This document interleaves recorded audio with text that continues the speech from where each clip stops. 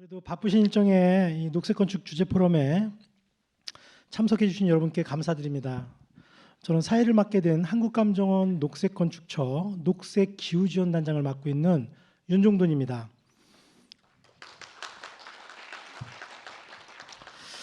감기가 들려가지고 좀 목소리가 안 좋아도 좀 양해 부탁드리고, 오전에 또 유명한 정지원 아나운서가 사회를 맡아가지고 제가 맡는데 굉장히 부담스럽습니다. 하여튼 좀 부족하더라도 많이 이해해 주시기 바랍니다.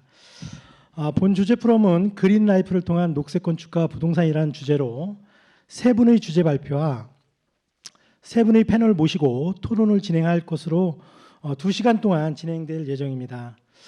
첫 번째 주제로는 빅데이터로 바라본 부동산 투자와 녹색 건축의 미래로 매경 경영지원본부 김기원 본부장님께서 발표를 하시겠습니다.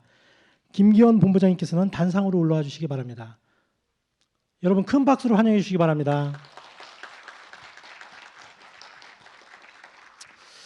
네, 김기원 본부장님께서는 한양대 수학과를 나오시고 미국 유타대에서 컴퓨터 사이언스를 공부하신 후 부동산 관련 빅데이터 연구 및 실물 분석을 통해 빅데이터 부동산 투자라는 책도 쓰신 국내 부동산 빅데이터 1호 전문가이십니다.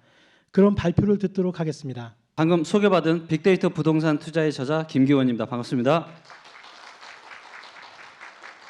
네, 식사들 맛있게 하셨어요? 네, 제가 원래 이 빅데이터 부동산 강의를 하면은 기본 강의가 한 3시간은 해야 되는데 오늘 이 40분이라는 짧은 시간 안에 빅데이터 얘기도 하고 또 그 다음에 이 녹색 건축과 관련한 또 얘기도 잠깐 드리도록 하겠습니다. 먼저 인생은 수많은 선택들의 연속이죠. 그렇죠. 그래서 수많은 그 선택들의 순간마다 우리가 제대로 된 의사결정을 할 수 있다면 얼마나 좋을까요? 최근에 지금 뭐 1, 2년 4월에 서울의 집값이 엄청나게 급등을 했는데요. 서울에 집을 사신 분은 보시는 것처럼 이렇게 웃고 계실 거고, 집을 못 가지고 계신 분은 아마도 이렇게 울고 계시거나 아니면 화가 나실 겁니다. 내 집 마련에 대한 의사결정은 특히나 중요합니다. 왜냐하면 모든 국민에게 전부 다 해당이 되는 매우 중요한 내용이기 때문입니다. 자, 여러분들께서는 부동산에 대한 최종 의사결정을 어떻게 하시나요? 뉴스를 통해서 하시나요? 아니면 전문가분들을 통해서, 아니면 주변에 이제 공인중개사분들을 통해서, 그리고 이러한 분들을 통해서 의사결정을 하셨을 때 과연 결과는 어떠셨나요? 자, 이제는 부동산 시대에도 부동산에도 빅데이터의 시대가 시작이 되었습니다. 이제는 빅데이터가 중요한 부동산 의사결정을 쉽고 빠르고 정확하게 도와드리겠습니다. 여러분들께서 그동안 가지고 계신 지식과 경험에다가 이 부동산 빅데이터까지 장착을 한다라면 굉장히 성공적인 의사결정을 하실 수가 있을 거고요. 자, 그러면 부동산 빅데이터가 뭐냐? 제가 맛배기를 잠깐 좀 보여드리도록 하겠습니다. 자, 부동산을 판단하는 데 있어서 그 지역의 사람들이 얼마나 많이 사는지, 또 그 다음에 그 지역의 일자리가 얼마나 많은지는 매우 중요한 데이터입니다. 자, 혹시 여러분들께서는 수도권에서 주변에 사람들이 가장 많이 밀집되어서 사는 곳이 어딘지, 그 다음에 수도권에서 주변에 직장이 가장 많은 곳이 어딘지 혹시 알고 계신 분이 계신가요? 자, 제가 질문을 조금 바꿔보도록 할게요. 자, 출근 시간차, 지하철을 승차하고 하차하는 이 데이터를 분석을 하면 과연 어떤 역 주변에 사람들이 많이 살고 있고 어떤 역 주변에 일자리가 많은지를 알 수가 있습니다. 자, 출근 시간대에 사람들이 가장 많이 승차한다는 얘기는 무슨 얘기냐면, 출근 시간대에 승차를 한다는 얘기는 그 주변에 사람들이 밀집이 돼서 많이 살고 있는 거죠. 그리고 그와 더불어서 출근 시간대에 사람들이 만약에 많이 하차를 한다, 그러면 그 주변에 일자리가 아주 많은 겁니다. 그렇기 때문에 어떤 지역적인 분석을 함에 있어서 수도권 부동산의 경우에는 이런 교통 데이터를 분석하는 게 매우 중요한데요. 혹시라도 이 두 가지 질문에 대해서 다 알아맞추신 분이 계시면 저와 함께 저녁 식사를 하실 수 있는 영광을 드리도록 하겠습니다. 자, 사람들이 가장 많이 승차하는 역은 어딜까요? 수도권에서. 혹시 알아맞추실 수 있는 분 계세요? 신도림이요? 아닙니다. 어떻게 하셨어요? 아, 예. 대단하신 분입니다. 자, 그러면 출근 시간대 사람들이 가장 많이 하차하는, 즉 그 주변에 일자리가 가장 많은 지하철역은 어딜까요?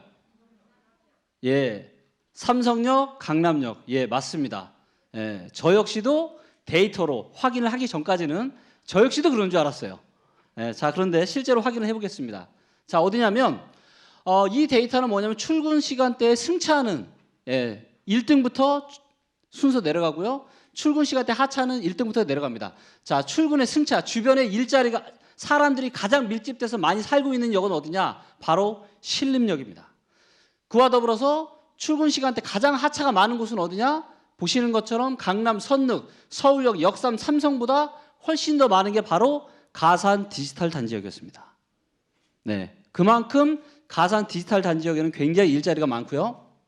자, 그래서 대부분이 사람들이 막연하게 생각하는 어떤 부동산에 대해서 막연하게 생각하는 부분들이 있습니다. 이것과 실제로 데이터를 체크를 해보면 굉장히 다른 경우가 많이 있더라는 거죠. 그래서 정확한 데이터를 확인을 하시고 여러분들의 어떤 지식과 경험을 가지고 의사결정을 하신다면 훨씬 더 좋은 결과를 얻으실 수가 있을 것 같고요. 제가 이제 2년 전에 이 부동산 빅데이터 시스템 리치고를 제가 만들었는데, 자, 그럼 리치고는 뭐냐?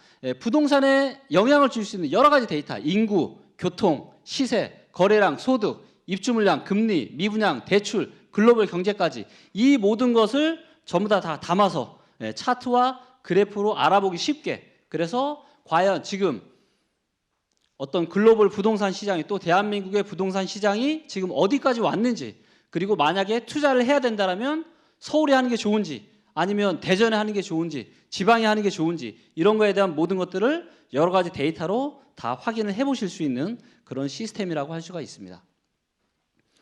오늘의 강의 목차는 총 4장인데요. 첫 번째, 과연 부동산 시장은 어디쯤 왔는지, 과연 지금 부동산에 투자를 해도 괜찮은지, 이렇게 지금 정부 구제가 강하고 부동산 가격이 엄청나게 많이 올라왔는데 아직도 괜찮은지, 원래는 아주 많은 데이터들이 있는데 일단은 시간 관계상 3가지 정도만 짚고 넘어가도록 하겠고요. 그다음 두 번째, 그러면 과연 어디에다 투자를 해야 되는지, 투자 지역 선정이죠. 그래서 사실 첫 번째 주제보다 훨씬 더 중요한 게 이 투자 지역 선정인데, 이 부분도 마찬가지로 여러 가지 데이터들이 있지만 시간 관계상 짧게 3가지 정도만 가지고 말씀을 좀 드리도록 하겠습니다. 그리고 이제 세 번째로는 빅데이터로 바라본 녹색 건축의 미래입니다. 지금 지구 온난화의 문제는 굉장히 심각하죠. 그래서 이러한 문제를 해결하려면 우리가 에너지 사용량에 대한 분석을 하고 가능한 에너지를 좀 줄여서 사용하는 게 매우 중요합니다. 그래서 한국감정원에서 아파트 단지별 에너지 데이터들을 받아서 제가 가지고 있는 아파트 정보 데이터와 시세 데이터를, 이 수많은 데이터들을 결합을 해서 나름대로 인사이트를 좀 뽑아봤고요. 그다음 마지막으로 빅데이터로 더 멋진 세상을 만들 수가 있습니다. 그래서 거기에 대한 부분들을 말씀을 드리고 제 시간을 마치도록 하겠습니다. 첫 번째 장입니다. 지금 부동산 시장은 어디쯤 왔는지 다들 굉장히 궁금하시죠? 네, 저도 궁금한데요. 먼저 사상 최대 대출 관련해서 말씀을 좀 드리도록 하겠습니다. 지금 이제 언론에서 나오고 있는 게 대한민국 부채가 지금 1,500조를 훨씬 더 넘어서 사상 최대 대출로 가고 있다. 그래서 대출이 굉장히 위험하다라고 이야기를 하고 있습니다. 근데 맞는 얘기입니다. 맞는 얘기인데, 하지만 대출만 보는 건 한쪽 면만 보는 거하고 똑같습니다. 여기에 계신 분들도 대출만 갖고 계신 분은 아무도 없겠죠. 대출이 있으면 예금이 있을 거고 자산이 있을 겁니다. 그렇기 때문에 실제로 정확한 분석을 하려면 대출과 더불어서 예금에 대한 부분도 같이 분석을 해봐야 되는 거죠. 그래서 이 빨간 선이 대출입니다. 그래서 1546조의 은행 대출이 있고요. 그 다음에 이 녹색이 은행 예금 대출입니다. 1337조의 예금이 있죠. 그래서 보시는 것처럼 대출과 예금이 지금 둘 다 사상 최대인 걸 알 수가 있고요. 정확한 위험률을 알려면 비율로 좀 따져봐야 되겠죠. 그래서 비율로 따져보면 다음과 같습니다. 지금 16%인데요. 무슨 얘기냐면 대출이 예금보다 지금 대한민국은 16%가 더 많습니다. 근데 여기서 위험률을 아시려면 보시는 것처럼 그래프가 가팔라지 위로 올라가죠. 위로 올라간다는 얘기는 무슨 얘기냐면 예금이 늘어나는 속도보다 대출이 늘어나는 속도가 빠른 겁니다. 즉 저희도 개인적으로 생각해 보면 내 자산이 늘어나는 속도보다 부채가 더 많이 늘어난다. 그러면 저는 좀 위험한 거죠. 그렇죠? 국가도 똑같습니다. 국가도 대출이 더 많이 나오고 보시는 것처럼 이와 같이. 그래서 과거에 2007년에 보시면 20% 이상이 주기 단계로 넘어갔고요. 금리위기 전까지도 지속적으로 대출이 어마어마하게 늘어나는 것을 알 수가 있습니다. 그래서 어떤 위기가 왔었고요. 근데 지금은 보시는 것처럼 거의 지금 거의 비슷합니다. 더 이상 늘어나고 있지 않고요. 무슨 얘기냐면 지금은 예금이 늘어나는 속도와 대출이 늘어나는 속도가 거의 비슷한 겁니다. 그렇기 때문에 현재 대한민국의 은행 부채는 어느 정도 잘 관리가 되고 있다. 그래서 항상 어떤 그런 끝물의 징후, 어떤 버블의 징후에서는 많은 사람들이 보시는 것처럼 이렇게 대출을 이렇게 엄청나게 끌어쓰는 걸 알 수가 있는데 아직은 그런 징후가 보이고 있지 않고요. 자, 그다음에 대한민국 돈이 은행에만 있지 않잖아요. 그래서 은행, 그다음에 제2금융권, 저축은행, 뭐 새마을금고, 보험회사 있는 거 모든 데이터를 다 끌어와서 대한민국의 전체 예금과 전체 대출 데이터를 제가 또 봤는데요. 대한민국의 전체 예금은 지금 3,599조입니다. 거의 지금 3,600조 정도의 어마어마한 지금 예금이 있고요. 대출은 2,200조 정도가 있습니다. 그리고 보시는 것처럼 계속 대출과 예금의 이 간격이 계속 더 벌어지고 있습니다. 무슨 얘기냐? 대한민국은 점점 더 예금이 훨씬 더 많아지고 있다는 거죠. 그래서 요 뒤에 있는 그래프, 요 막대 그래프는 뭐냐? 이 예금 대비한 대출의 비율이고요. 마찬가지로 이게 높으면 이때 2007년, 2008년처럼 이때 높으면 많은 사람들이 대출을 무리하게 끌어쓰고 있기 때문에 대한민국 경제가 좀 위험하다고 볼 수 있는 거고요. 하지만 지금은 보시는 것처럼 어떻죠?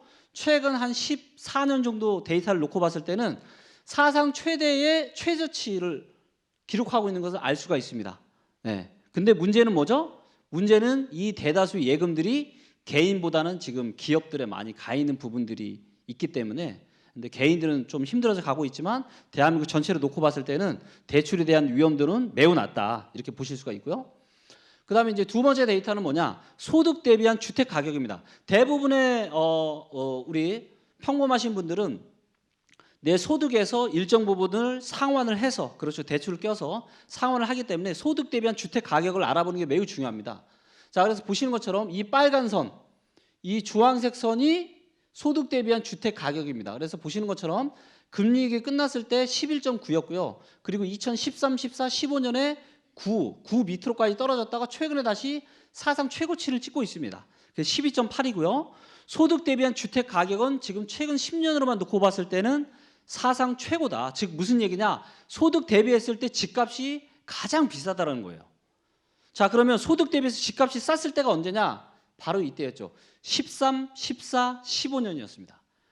이때 여러분들은 집을 사셨으면 소득 대비해서 가장 버블이 없을 때, 쌌을 때 샀을 수가 있었다는 거죠. 그리고 세상은 또 돌고 돕니다. 그렇기 때문에 향후에 또다시 언젠가는 이런 시기 좀 또다시 내려올 거고 그럴 때 집을 아마 장만을 하시면 훨씬 더 좋을 것 같고요. 제가 이제 대한민국 경제에 대해서 조금 우려스러운 부분이 하나가 있는데요. 여기서는 지금 2009년서부터 나오지만 제가 가지고 있는 이 리치고에 있는 데이터에는 2003년부터 소득 데이터가 있는데요. 한 번도 사람들 소득이 줄어본 적이 없어요. 근데 최근 들어서 2017년서부터는 사람들 소득이 줄어들고 있습니다. 여기서는 지금 이제 중산층의 소득만 보여주고 있는데요. 보시는 것처럼 소득이 계속 늘고 있죠. 계속 느는데 15년, 16년부터 약간 좀 기울기가 완만해지더니 17, 18년부터는 이제는 아예 추세 자체가 지금 꺾이고 있습니다. 그래서 지금 중산층이나 소득이 낮으신 그런 분들은 지금 이미 소득이 지금 꺾이고 있다. 이게 지금 데이터로 실제 확인이 되는 부분이고요. 그다음 전국으로 놓고 봐도 비슷합니다. 자, 이번에는 주택 구매력 지수라는 건데요. 이거는 뭐냐면 실제로 내 소득에서 대출 집을 샀을 때 이자를 내는 그런 비용 부담을 의미합니다. 그래서 이게 100보다 크면 클수록 대출을 끼고 내가 집을 사는데 부담이 없다라는 것을 의미해요.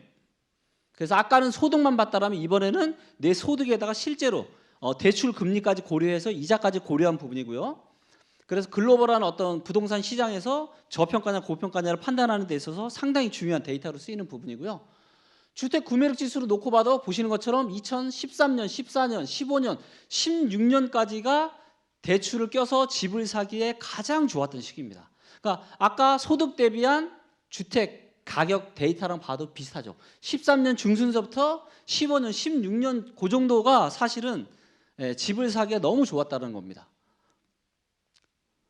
서울도 지금 비슷하고요.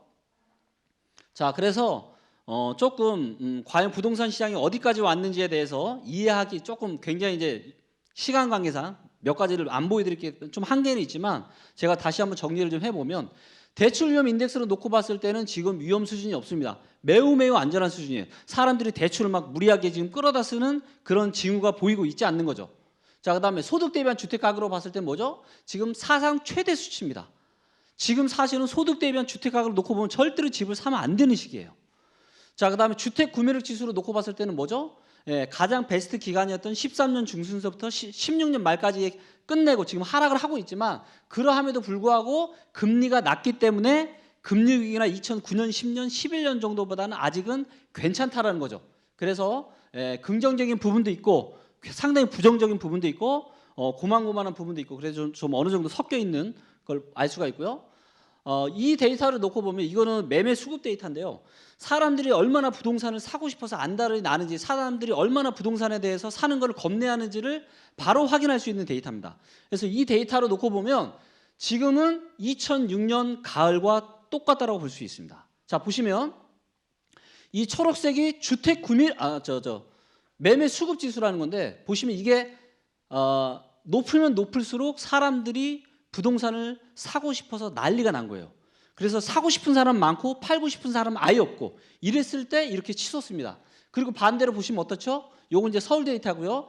2012, 13년 한참 부동산에 대한 부정적인 의견이 많을 때 그럴 때는 보시는 것처럼 이 매매 수급 지수가 매우 낮습니다. 그리고 13년, 14년부터 서서히 지금 올라오면서 최근에 지금 그렇죠? 특히나 지난달 같은 경우는 뭐 완전 광풍이었죠.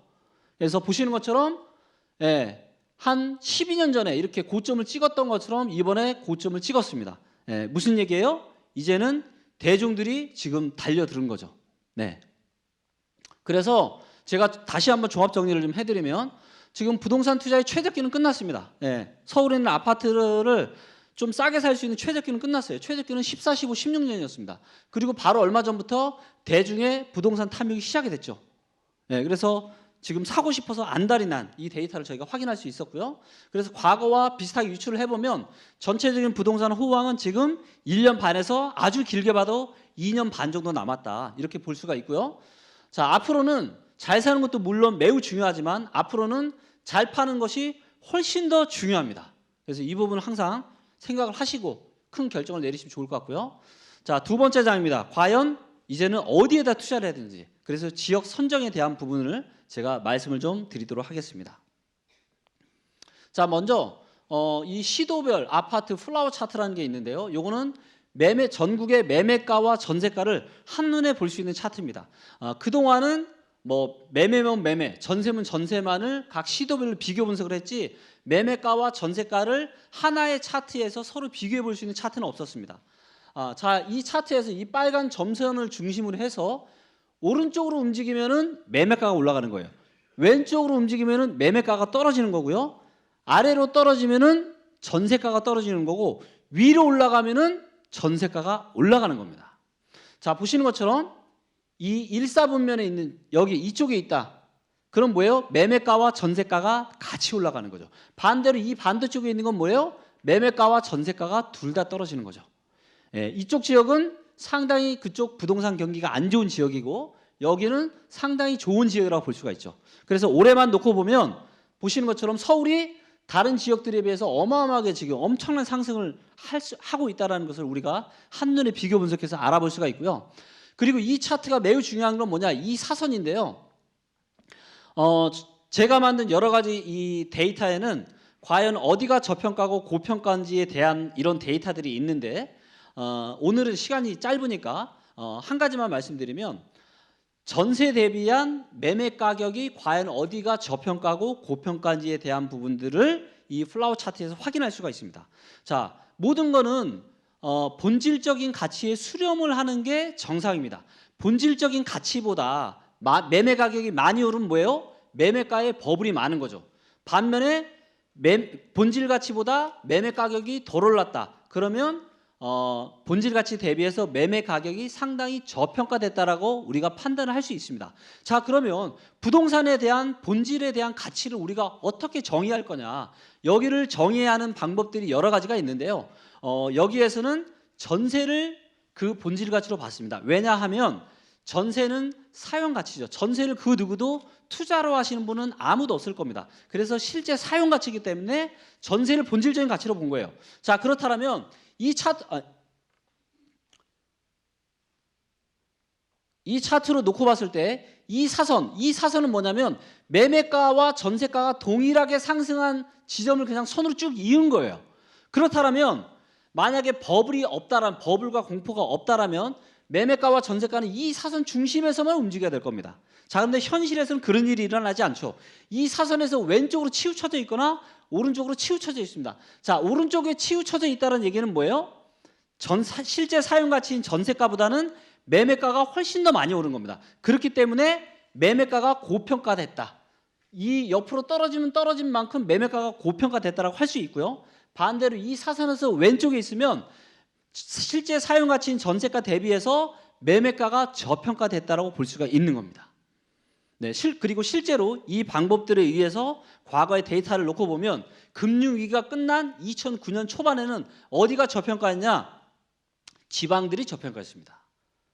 그래서 그때는 지방에 투자했으면 돈을 벌었고, 반면에 14년, 15년으로 만약에 이 데이터를 보잖아요. 그러면 어디가 저평가냐? 서울, 경기도, 인천이 저평가입니다. 그리고 그 당시에 수도권에 투자를 했다면 아마 상당한 돈을 버셨을 겁니다. 그래서 여러 가지 어떤 본질적인 가치를 측정하는 방법들이 있지만 일단은 오늘은 전세에 대한 부분들만 가지고 말씀을 좀 드렸고요. 자, 2009년 금리위기 끝나고 나서 한번 보시죠. 자, 최근에 수도권 부동산이 엄청나게 많이 올랐다. 특히나 서울이 엄청나게 많이 올랐다고 하지만 아직은 뭐예요? 아직은 한 20% 정도밖에 오르지 않았습니다. 금리위기 끝나고 나서. 자, 그런데 다른 지역들 어때요? 지방들 어때요? 제일 적게 오른 충남, 전남 몇 프로 올랐어요? 매매가가 30% 올랐습니다. 많이 오른 제주, 부산, 대구는 몇 프로 올랐어요? 65%, 70%씩 올랐습니다. 굉장히 많이 올랐죠. 이렇게 보면 수도권 시장이 아직도 갈 길이 멉니다. 예. 그리고 이 사선에서 본질적인 가치인 이 사선에서 오른쪽에 있는 떨어진 애가 누구예요? 제주도, 광주, 부산. 즉 이런 지역은 실제 사용 가치인 전세가 대비해서 매매가가 다른 지역보다 엄청나게 고평가되었다고 볼 수가 있는 거죠. 반면에 이 사선에서 가장 왼쪽으로 떨어진 서울, 경기도, 인천은 뭐예요? 제일 저평가됐다고 볼 수가 있는 겁니다. 자, 이런 식으로 해서 고평가 저평가를 비교 분석해 볼 수가 있고요. 자, 이번에는 아까는 대한민국 전체에 대한 어떤 대출의 위험도를 봤다면 이번에는 시도별로 보도록 하겠습니다. 자, 보시면 서울은 지금 어때요? 마이너스 13%가 무슨 얘기냐? 대출보다는 예금이 지금 13%가 더 많은 겁니다. 그리고 어때요? 그래프가 위로 올라가나요? 위로 올라가지 않죠? 그대로 지금 거의 멈춰 있죠. 무슨 얘기예요?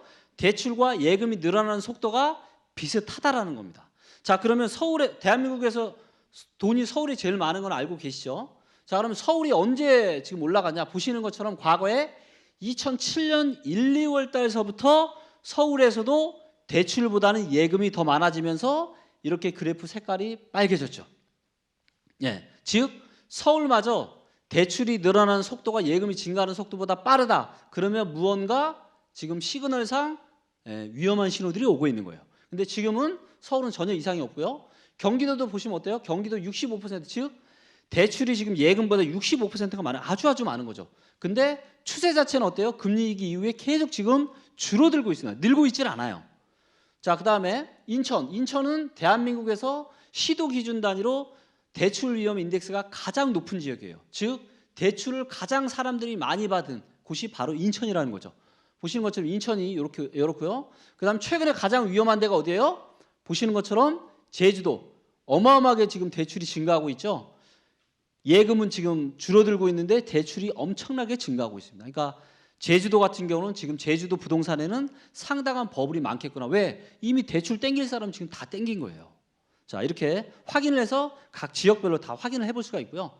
자, 이번에는 이제 입주 물량입니다. 예, 입주 물량은 실제로 부동산 가격에 아주 많은 영향을 끼치죠. 그래서 입주 물량이 많으면, 그렇죠? 수요보다 많으면 전세가가 하락하고, 전세가가 하락하면 매매가도 하락할 가능성이 많고, 역으로 수요에 비해서 입주 물량이 없으면 전세가도 올라가고 매매가도 올라가고, 이런 현상이 발생할 가능성이 아주 많습니다. 자, 보시면 2018년은 지금 사상 최대의 입주 폭탄입니다. 지금 대한민국의 아파트 역사가 시작된 이래로 1년 기준으로는 가장 많은 입주 폭탄이 맞고요. 내년에도 보시는 것처럼 상당한 입주 물량이 있습니다. 하지만 2020년, 21년부터는 보시는 것처럼 입주 물량이 급속도로 감소를 합니다. 그리고 이거를 분기별로 보시면 내년 1분기까지가 이 입주 물량 과다 구간이 끝나고, 그 다음부터는 보시는 것처럼 입주 물량이 계속 추세적으로 줄어드는 걸 알 수가 있고요. 이거는 이제 제가 만든 입주 물량 비율 지도라고 해서 원의 크기가 그 지역에 있는 전체 아파트 개수고요.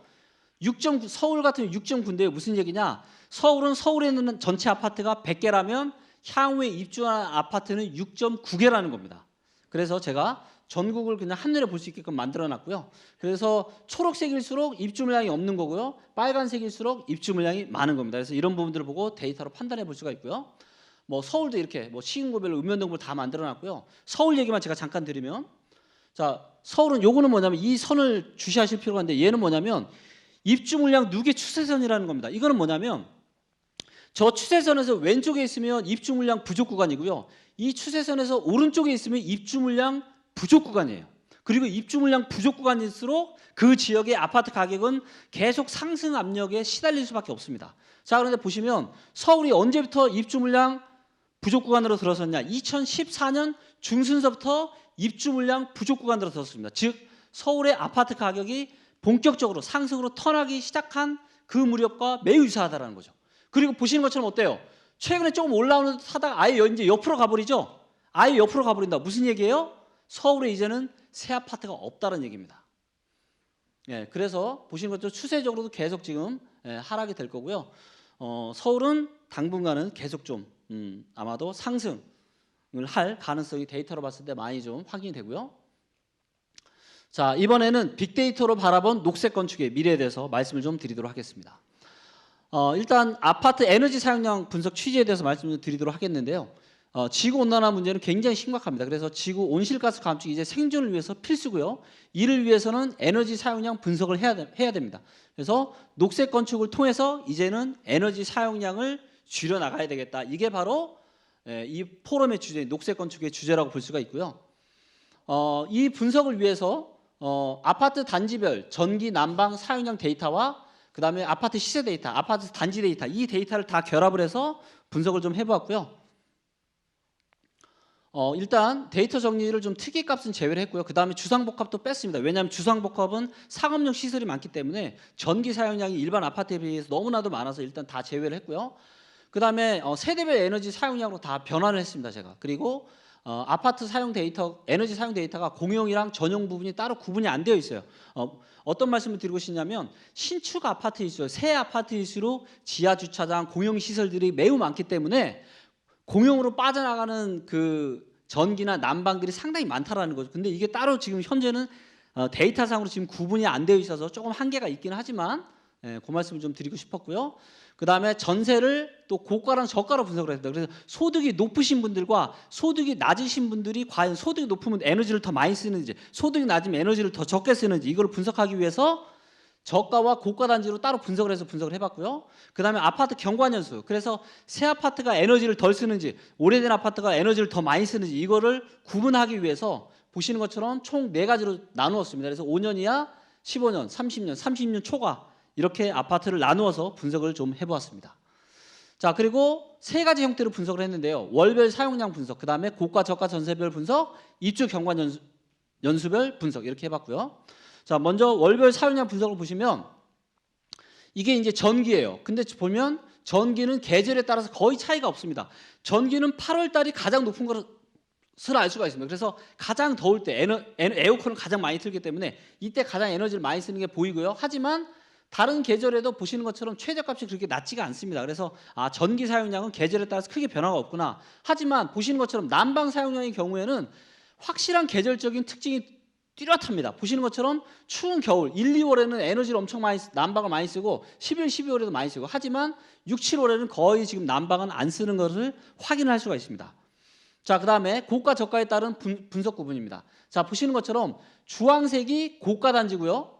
파란색이 저가 단지입니다.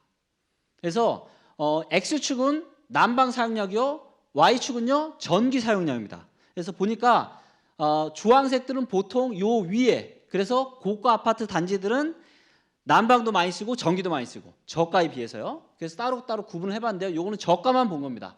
자, 저가만 보니까 난방은 802 kW, 그 다음에 전기는 355 kW를 평균값으로 쓰고 있더라. 그런데 이에 반해서 고가 단지의 경우에는 소득이 좀 높은 집에 사는 경우에는 보시는 것처럼 난방은 9%, 전기는 28%나 더 많이 쓰고 있는 것을 우리가 확인할 수가 있었습니다. 그래서 아무래도 소득이 더 많이 갖고 계신 분들이 에너지를 더 많이 쓰는구나 이런 것들을 저희가 실제 데이터로 저희가 확인해 볼 수가 있었고요. 자, 이번에 입주 경관 연수에 따른 구분입니다. 자, 보시는 것처럼 5년 이하, 그다음에 6년에서 15년, 30년 초과 이렇게 총 4가지로 구분을 해봤고요. 여기가 전기 사용량입니다. 그래서 보시는 것처럼 전기 사용량이 오래된 아파트로 갈수록 점점 더 줄어듭니다. 그래서 이 원인은 아마도 공용 부분이 더 신축 아파트들이 많기 때문에, 그래서 지하 주차장이나 엘리베이터나 또 편의시설이나 이런 게 아무래도 신축 아파트들이 훨씬 더 공용 부분이 많기 때문에 조금 더 전기 사용량이 좀 많이 나오는 걸로 그렇게 판단이 되고요. 반면에 난방의 경우에는 누가 가장 작냐면 가장 신축이 난방 사용량이 제일 적습니다. 공용이 그렇게 많음에도 불구하고. 자, 그렇다면 뭐죠? 최근에 지은 아파트는 당연히 뭐 단열재나 여러 가지 이런 부분들을 녹색 건축의 기준에 맞춰서 지었을 거고, 그래서 녹색 건축의 효율이 좋기 때문에 최근에 지은 신축 아파트들은 이렇게 난방 사용량이 작구나. 그래서 여러 가지 지구 온난화나 이런 거에 충분히 녹색 건축이 도움이 되겠다라는 것을 저희가 데이터로 확인해 볼 수가 있고요. 그다음에 저가랑 고가랑 따로 구분해 봤을 때는 신축일수록 전기 사용량이 높고요. 그다음에 여기서는 특이하게도 가장 구축, 그래서 30년 이상 오래된 아파트들도 보니까 에너지를 잘 안 씁니다. 이유는 뭐죠? 공실이 또 많고 또 잘 안 쓰고 소득이 작다 보니까 잘 또 난방을 좀 안 사용하지 않아서 이렇게 가장 구축의 경우에도 에너지 사용량이 난방 사용량이 좀 많은 걸로 나타났고요. 하지만 소득이 높으신 분들의 경우에는 보시는 것처럼 전기 사용량이 작지 않습니다. 소득이 있으니까 그냥 에어컨 그냥 빵빵 그냥 트는 거죠. 그래서 보시는 것처럼 기존의 오래된 아파트들은 신축에 비해서 뭐죠? 전기 사용량이 비슷한 걸로 보아 효율이 별로 안 좋, 전기 효율이 별로 안 좋다라는 거죠. 그래서 이렇게 구축의 경우에는 전기도 굉장히 많이 쓰고 있고요. 그리고 난방의 경우에는 여기서도 보시는 것처럼 신축이 가장 작고요. 여기서는 기존 구축이 제일 오래된 30년 초과된 데가 가장 큽니다. 그래서 그만큼 오래된 아파트들은 효율이 안 좋고, 그 다음에 최근 아파트일수록 효율이 좋고, 이런 부분들이 데이터로 확인된 것을 저희가 알 수가 있습니다. 자, 마지막입니다. 이제 빅데이터로 멋진 세상을 만들자. 데이터로 분석을 해보면 저희가 실제로 막연하게 그럴 것이라고 생각하는 것과는 굉장히 다른 수많은 인사이트를 저희가 얻을 수 있고, 그런 부분들을 가지고 좀 더 멋진 세상을 만드는데 충분히 도움이 될 수가 있는데, 필수는 뭐예요? 빅데이터입니다. 그리고 개인이나 기업이나 정부나 모두 빅데이터로 의사결정을 한다면 훨씬 더 멋진 대한민국을 만들 수 있을 것 같고요. 그래서 기업들과 정부들에서 빅데이터 세상을 좀 잘 준비를 해줬으면 좋겠고요. 그러기 위해서는 데이터에 대한 준비를 잘 해주셔야 됩니다. 자, 무슨 얘기냐면 음식을 만드는 것과 매우 유사합니다. 음식 재료가 좋아야 요리사가 맛있는 요리를 만들 수 있습니다. 아무리 요리사의 실력이 뛰어나도 원재료인 음식이 재료가 안 좋으면 절대로 맛있는 요리를 만들 수가 없습니다. 데이터도 마찬가지입니다. 데이터로 정말로 더 멋진 대한민국을 만들고 또 주거 안정에 도움이 되는 여러 가지 부동산 정책이나 이런 것들을 하려면 원데이터 자체가 정말로 잘 정리가 되어 있습니다. 기준이 잡혀 있어야 되고요. 그를 통해서 빅데이터 분석을 하고 세상을 이롭게 하는 그런 인사이트들을 만들 수 있다라고 생각이 됩니다. 그리고 한국감정원에서도 부스를 또 마련해 주셔서 부동산 빅데이터 시스템인 이 리치고를 체험을 해보실 수가 있는데요. 나중에 이제 강연 끝나시고 지하 1층에 B1 홀에 가시면 이 부동산 빅데이터 시스템인 리치고를 체험을 해보실 수 있으시니까 내려가셔서 체험을 좀 해보시면 좋을 것 같습니다. 이상으로 마치도록 하겠습니다. 감사합니다.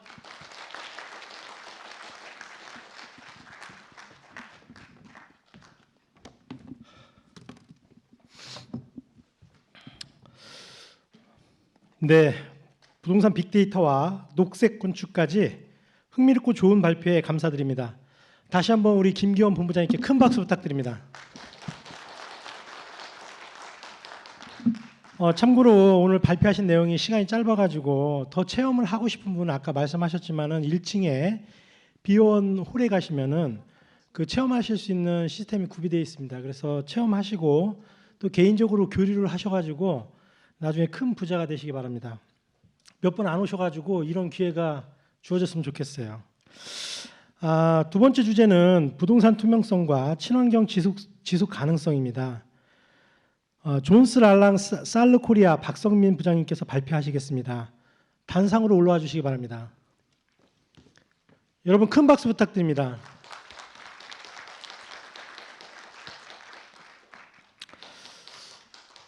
박성민 부장님은 미국 위스콘신 대학에서 금융학 학사를 또 다트머스 대학교에서 경영학 석사를 받으셨으며 현재 글로벌 부동산 투자 기업인 존스 랄랑 살르 코리아에서 연구팀을 이끌고 계십니다. 그럼 발표를 듣도록 하겠습니다.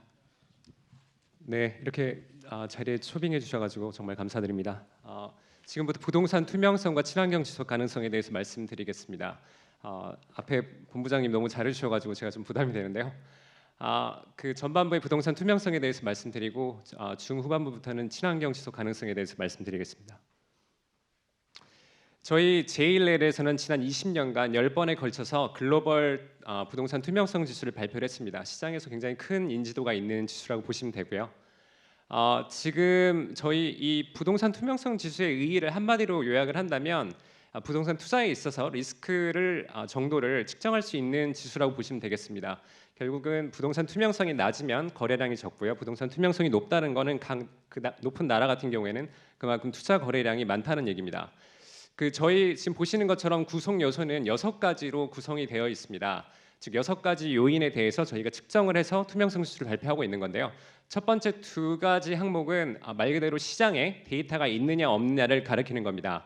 즉 시장의 기본 정보가 되는 공실률이라든지 임대료가 있어서 각 빌딩의 투자 수익에 대해서 체크가 가능한지를 보고요. 또 빌딩의 부동산 투자에 있어서 중요한 것 중에 하나가 기대 수익률이거든요. 기대 수익률을 제대로 산정할 수 있는지를 할 수 있는지를 체크하기 위해서 시장의 투자성과 관련된 지표들이 많이 있는지를 보는 겁니다. 뭐 코스피, 주식시장으로 따지면 코스피 같은 게 있는 걸 체크하는 거고요. 그리고 상장사의 지배 구조도 저희가 많이 봅니다. 왜냐하면 그 지배 구조가 탄탄하고 투명하다는 얘기는 결국 시장에 더 많은 정보가 돌 수가 있고요. 또 그리고 투자자의 권익을 보호할 수 있는 장치가 마련되기 때문입니다. 규제 법률과 거래 프로세스도 투명성 지수의 중요한 요인입니다. 좋은 규제와 거래 프로세스가 있어야만 저희가 신속하고 리스크 없는 거래를 할 수 있기 때문이고요. 최근에 친환경 지속 가능성이 중요해짐에 따라 2018년부터는 이 친환경 요인도 지수에 편입이 됐습니다. 잠깐만 대한민국의 투명성 지수가 추이가 어떻게 됐는지를 보도록 하겠습니다. 예전 2014년, 16년에는 반투명 그룹에 있었어요. 근데 2018년부터는 투명 그룹에 진입을 했습니다. 처음으로 진입을 한 거고요. 큰 의의가 있다고 보는데 아까 말씀드린 전 6가지 영역에 대해서 전부 다 질적인 상승이 있었는데 특히 주요했던 건 친환경 지속 가능성이 점수가 상당히 높은 편이었는데 한국이 그게 지수에 반영이 되면서 랭킹을 끌어올렸습니다. 그래서 친환경 지속성이 상당히 주요 동인이었다고 보시면 되고요. 지금 저희 아까 말씀드렸던 6가지 요소별로 대한민국의 랭킹을 지금 보면 거래 프로세스는 51입니다. 앞으로 이쪽은 좀 더 발전해야 된다는 얘기인데 친환경 지속 가능성은 선진국 수준인 19위에 위치하고 있습니다. 그만큼 친환경 지속 가능성에 대해서는 한국이 그동안 노력을 많이 했다고 볼 수가 있고요. 친환경 지속 가능성에선 프랑스가 독보적입니다. 친환경 지속 가능성은 저희가 7가지 항목으로 평가를 하는데요. 그 7가지 항목에서 유일하게 다 만점을 받은 국가입니다. 그래서 앞으로 이쪽 그 친환경 관련해서는 프랑스를 많이 연구해 볼 필요가 있다고 하겠습니다. 친환경 지속 가능성이 개선이 아직 느리다고 여기 지금 나와 있는데요. 보시면 죄송합니다. 네. 지금 보시는 것처럼 거래 프로세스 법률 규제 이쪽은 거래 프로세스가 0.03 증가했고 친환경 지속 가능성은 0.04가 증가했습니다. 보시는 것처럼 그 거래 프로세스 이후로 증가폭이 가장 적고요. 그 말의 의미는 친환경 지속 가능성은 굉장히 개선이 더디다는 겁니다. 그리고 또 하나 확인할 수 있는 거는 저희 그 투명성 지수 같은 경우에는 절대 점수가 높으면 높을수록 투명성이 낮은 건데요. 지금 보시는 것처럼 다른 요인에 비해서는 친환경 지속 가능성이 절대 점수가 4로 굉장히 왼쪽에 위치해 있거든요. 그 얘기는 친환경 지속 가능성 영역은 상당히 더딘 영역에다가 아직 발전할 가능성이 높은데 각국의 여러 나라들이 생각보다 노력을 못 하고 있거나 노력을 함에 불구하고 많은 난관에 부딪히고 있다는 걸 보여주고 있습니다. 친환경 지속 가능성에 대해서 조금 더 세부적으로 보겠습니다. 아까 말씀드린 것처럼 7가지 영역에 대해서 저희가 보고 있는데요. 이렇게 7가지 영역이 있습니다. 이 항목을 보시면 5에서 3으로 절대 점수가 상당히 높습니다. 그 얘기는 무슨 얘기냐면 친환경 관련된 요인들, 항목들은 평가 항목들을 보면 상당히 지금 그 발전 속도가 더디게 진행 중이다. 그렇지만 지금 보시면 7가지 항목 전부 다 점수가 천차만별입니다. 편차가 심하다는 말은 에너지 효율 등급 인증, 신규 빌딩에 대해서 그리고 녹색 건축 인증제와 같은 것들에 대해서는 각 나라들이 신경을 많이 써서 상당히 높은 점수를 그나마 받았는데 그린 임대 약관이라든지 탄소 배출 보고라든지 그린 빌딩 재무 성과에 대해서는 각 나라들이 손을 놓고 있구나, 혹은 각 나라들이 제대로 지금 노력을 함에도 불구하고 사회적으로 반발이 있어서 제대로 지금 이쪽에서는 발전을 못 보이고 있구나라고 생각하실 수 있습니다. 한국은 어떨까요? 한국도 7가지 항목에 대해서 보면 지금 점수가 천차만별입니다. 지금 보시는 것처럼 최소 에너지 효율 등급 인증제라든지 녹색 건축 인증제는 투명한 요소로 분류가 된다는 건 여기서 만점의 점수를 받고 있고 한국이 상당히 잘하고 있다. 그렇지만 그린 빌딩 재무 성과 지수라든지 그린 임대 조항이라든지 이런 것들은 아직 한국이 노력을 이쪽에서는 못 하고 있다라고 보시면 되고요. 그래서 개선에 앞으로 많은 발전을 해야 되고 최소 에너지 효율 등급 인증제 기존 빌딩에 대한 거, 에너지 벤치마킹 시스템 등은 중간 정도 점수를 받았고 여기서는 어느 정도 노력은 했는데 아직도 개선할 것들이 있다고 보여집니다. 그럼 지금부터는 정말 세부적으로 한번 들어가 보겠습니다. 그린 빌딩 재무 성과 지수라는 게 있습니다. 7가지 항목 중에. 근데 그린 빌딩 재무 성과 지수는 보시는 것처럼 세계적으로 4개 국가만 쓰고 있습니다. 한국은 당연히 쓰고 있지 않고요. 그만큼 가장 어답션이 그런 안 되는 그런 항목이라고 보시면 되는데 그린 빌딩의 그 재무 성과 지수가 왜 도입이 안 되냐고 보면 3가지 정도 볼 수가 있을 것 같아요. 하나는 사회적 인식이 낮은 거예요. 두 번째는 그린 빌딩 재무 성과 지수가 나오려면 그 MSCI, 지금 이 지수를 발표하고 있는 프랑스의 지수를 발표하고 있는 MSCI가 지수를 만들어서 팔아야 되는데 상업용으로 이게 수요가 없는 거예요. 수요가 있으려면 기관 투자자라든지 그리고 자산운용사와 같은 저변 수요가 있어야 되는데 수요가 없는 겁니다. 그리고 세 번째는 이 개별 빌딩에 대한 투자 수익률을 시장에서 산출을 할 수가, 그러니까 데이터가 어베일러블 해야 되거든요. 근데 시장에 그 데이터가 없는 겁니다. 한국은 어떨까요? 이 3가지 조건 다 만족하지 못합니다. 그러니까 당연히 재무성과지수가 없는데 한국은 하나의 난관이 더 있습니다. 무슨 얘기냐면 지금 보시는 것처럼 이 그린 빌딩 재무성과지수가 의미가 있으려면 그냥 보통 일반 빌딩과의 성과를 비교했을 때 그린 빌딩이 얼마나 나은지에 대한 성과를 보여줘야 되거든요.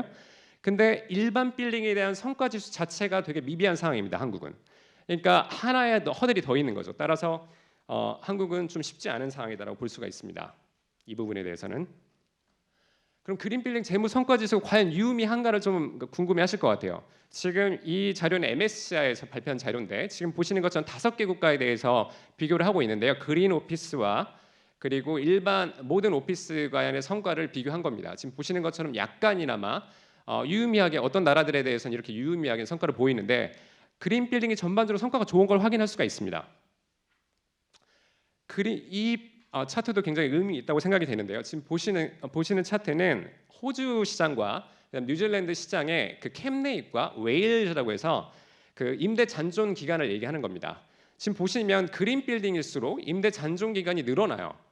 그 얘기는 무슨 얘기냐면 공실 우려가 적다. 결국 임차인들이 그린 빌딩을 선호한다는 걸 알 수 있어요. 그럼 공실 수가 적으니까 임대 수익 자체가 안정적으로 창출이 되겠죠. 그러면 건물주 입장에서는 당연히 이런 빌딩을 선호할 겁니다. 그 결론만 말씀드리면은 결국 리스크는 적은데 수익률은 높은 걸 확인할 수가 있어요. 금융적으로 얘기하면 이런 투자자들의 입장에서는 이거는 어떻게 보면은 히링 더 잭팟입니다. 그러니까 그 정도로 위험 조정 수익률, 위험 대비 수익률 높은 수익을 얻을 수 있기 때문에 당연히 투자자들의 입장에서 선호하고요. 한 가지 말씀드리면 이런 그린 빌딩 재무성과 지수를 만들어 놓으면 결국은 투자자들이 이걸 확인할 수가 있고 결국 녹색 건축을 그러니까 더 보급하는데 어떤 실질적인 의미를 줄 수 있을 것 같습니다. 그래서 녹색 그린 빌딩 재무성과 지수가 필요하다고 말씀드리고요. 자, 그다음은 그린 임대 조항입니다. 그린 임대 조항은 아마 많이 못 들어보셨을 텐데 그린 임대 조항은 지금 전 세계적으로 34개 국가만 적용을 하고 있고요. 당연히 한국은 적용하고 있지 않습니다. 프랑스 같은 경우만 의무적으로 적용을 하고 있어요. 의무적으로 적용하는데 어떤 의미냐면 그 상업용 부동산에 대해서 임대를 600평 이상 하는 경우에는 무조건 그린 임대 조항을 임대차 계약서에 넣게 되어 있습니다. 다른 나라는 이제 자발적으로 하는 국가도 많은데요. 또 한 가지 의문이 드실 겁니다. 자발적으로 하는데 의미가 있을까? 근데 자발적으로 하고 있는 호주의 예를 들어보면요, 임대차 거래, 특히 그레이드 A 빌딩 같은 경우에는 반 이상이 임대차 거래에 그린 임대 조항을 넣고 있습니다. 잠깐 그린 임대 조항에 대해서 잠깐 말씀드리면 그린 임대 조항은 다른 게 아니고 임차인과 임대인이 서로 합의하에 그 전기라든지 수도 사용량 그리고 쓰레기 배출량 같은 것들을 투명하게 공개하는 겁니다. 그리고 그린 위원회라고 매년 1년에 한두 번 정도를 위원회를 열어서 그 절감 계획을 세우고 실행에 실제 옮기는 겁니다. 한국은 어떠냐? 한국은 지금 제일 중요한 게 여기 보시는 것처럼 민간과 공공에서 가이드라인을 만들어주는 게 중요합니다. 무슨 얘기냐면 이 그린 임대 조항을 아무도 모르니까 그린 임대 조항을 임대차 계약에 어떤 식으로 반영할 것인지에 대한 가이드라인을 수립해줘야 되거든요. 근데 민간이든 공공이든 그런 게 보이지 않습니다. 그러니까 가이드라인을 수립하는 게 첫 번째 중요하다고 볼 수가 있겠고요. 녹색 건축 인증에 대해서 좀 보겠습니다. 녹색 건축 인증은 많은 분들이 아실 것 같은데요. 전 세계적으로 지금 저희가 100개 국가를 조사해서 이 데이터를 만든 건데 88개국이나 도입을 하고 있습니다. 도입하는 방법은 두 가지로 나눠집니다. 국제적으로 인정받는 인증제, 즉 리드라든지 브리엄 같은 걸 도입하거나요. 아니면 개별 시장에 특화된 인증제, 한국같이 GCD를 도입하는 겁니다. 지금 보면 한국은 여기서 만점을 받고 있는데요. 왜냐하면 상당히 우수한 GCD가 지금 도입이 돼서 특히 서울시라든지 경기도 같은 경우에 조례에 의해서 이제 의무적으로 공공은 당연히 의무고 민간은 권장인데 조례에 의해서 지금 서울시나 경기도 같은 경우에는 당연히 민간도 의무적으로 해야 되거든요. 그래서 만점을 받았는데 제가 보기에는 이것들을 다른 지방의 대도시, 광역시로 좀 확대할 필요가 있을 것 같습니다. 앞으로. 녹색 건축 인증에 대해서 하나만 더 말씀을 드리면 지금 리드의 인터내셔널 랭킹을 보여드리고 있습니다. 지금 보시는 것처럼 한국이 5위입니다. 한국에서는 굉장히 리드가 각광을 받고 있구나. 그거를 설명드리려고 이 차트를 만든 건 아니고요. 제가 궁금했던 건 일본이 여기 10위에 없다는 사실을 주목을 했습니다. 왜 일본은 없을까요? 일본은 사실 경제 규모로만 보면 한국보다도 더 5위 이상의 순위, 1위에 있어서 5위까지 그 순위에 들어가야 될 것 같은데 제가 알기로는 일본은 게스비라고 일본 자체 시스템이 있습니다. 2005년부터 적용을 했고요. 그 시스템이 굉장히 시장의 주도권을 가지고 있다는 얘기입니다. 그러니까 앞으로 GCD가 시장에 정착을 잘하고 주도권을 가지기 위해서는 제가 보기엔 게스비와 같은 제도를 한번 면밀하게 연구해 볼 필요가 있다고 생각이 됩니다. 다음으로 신규 및 기존 건물 최소 에너지 효율 등급 인증제에서 보겠습니다. 이 인증제는 두 가지로 나눠집니다. 신규 빌딩과 기존 빌딩으로 나눠서 보면 되고요. 신규 빌딩 같은 경우에는 한국은 1로 점수가 만점을 받았고요. 지금 보시는 것처럼 신규 빌딩 같은 경우에는 전 세계적으로 54개국이나 적용을 하고 있습니다. 거의 대부분의 국가가 그리고 의무적으로 적용을 하고 있고요. 한국도 조례에 의해서 지금 서울시 조례나 경기도 조례에 의해서 의무적으로 민간도 받아야 되기 때문에 만점을 받았고요. 기존 빌딩에 대해서 보면은 점수가 낮습니다. 중간 정도 3점이면 중간 정도 점수거든요. 네. 이 점수를 봤을 때는 아직은 기존 빌딩 같은 경우에는 덜 개선된 상태구나. 근데 세계 추세를 보면 38개국밖에 채택을 못 하고 있고 이제 신규 빌딩에 비해서는 저조한 성과죠. 그런데 5개국만 의무적으로 채택하고 있습니다.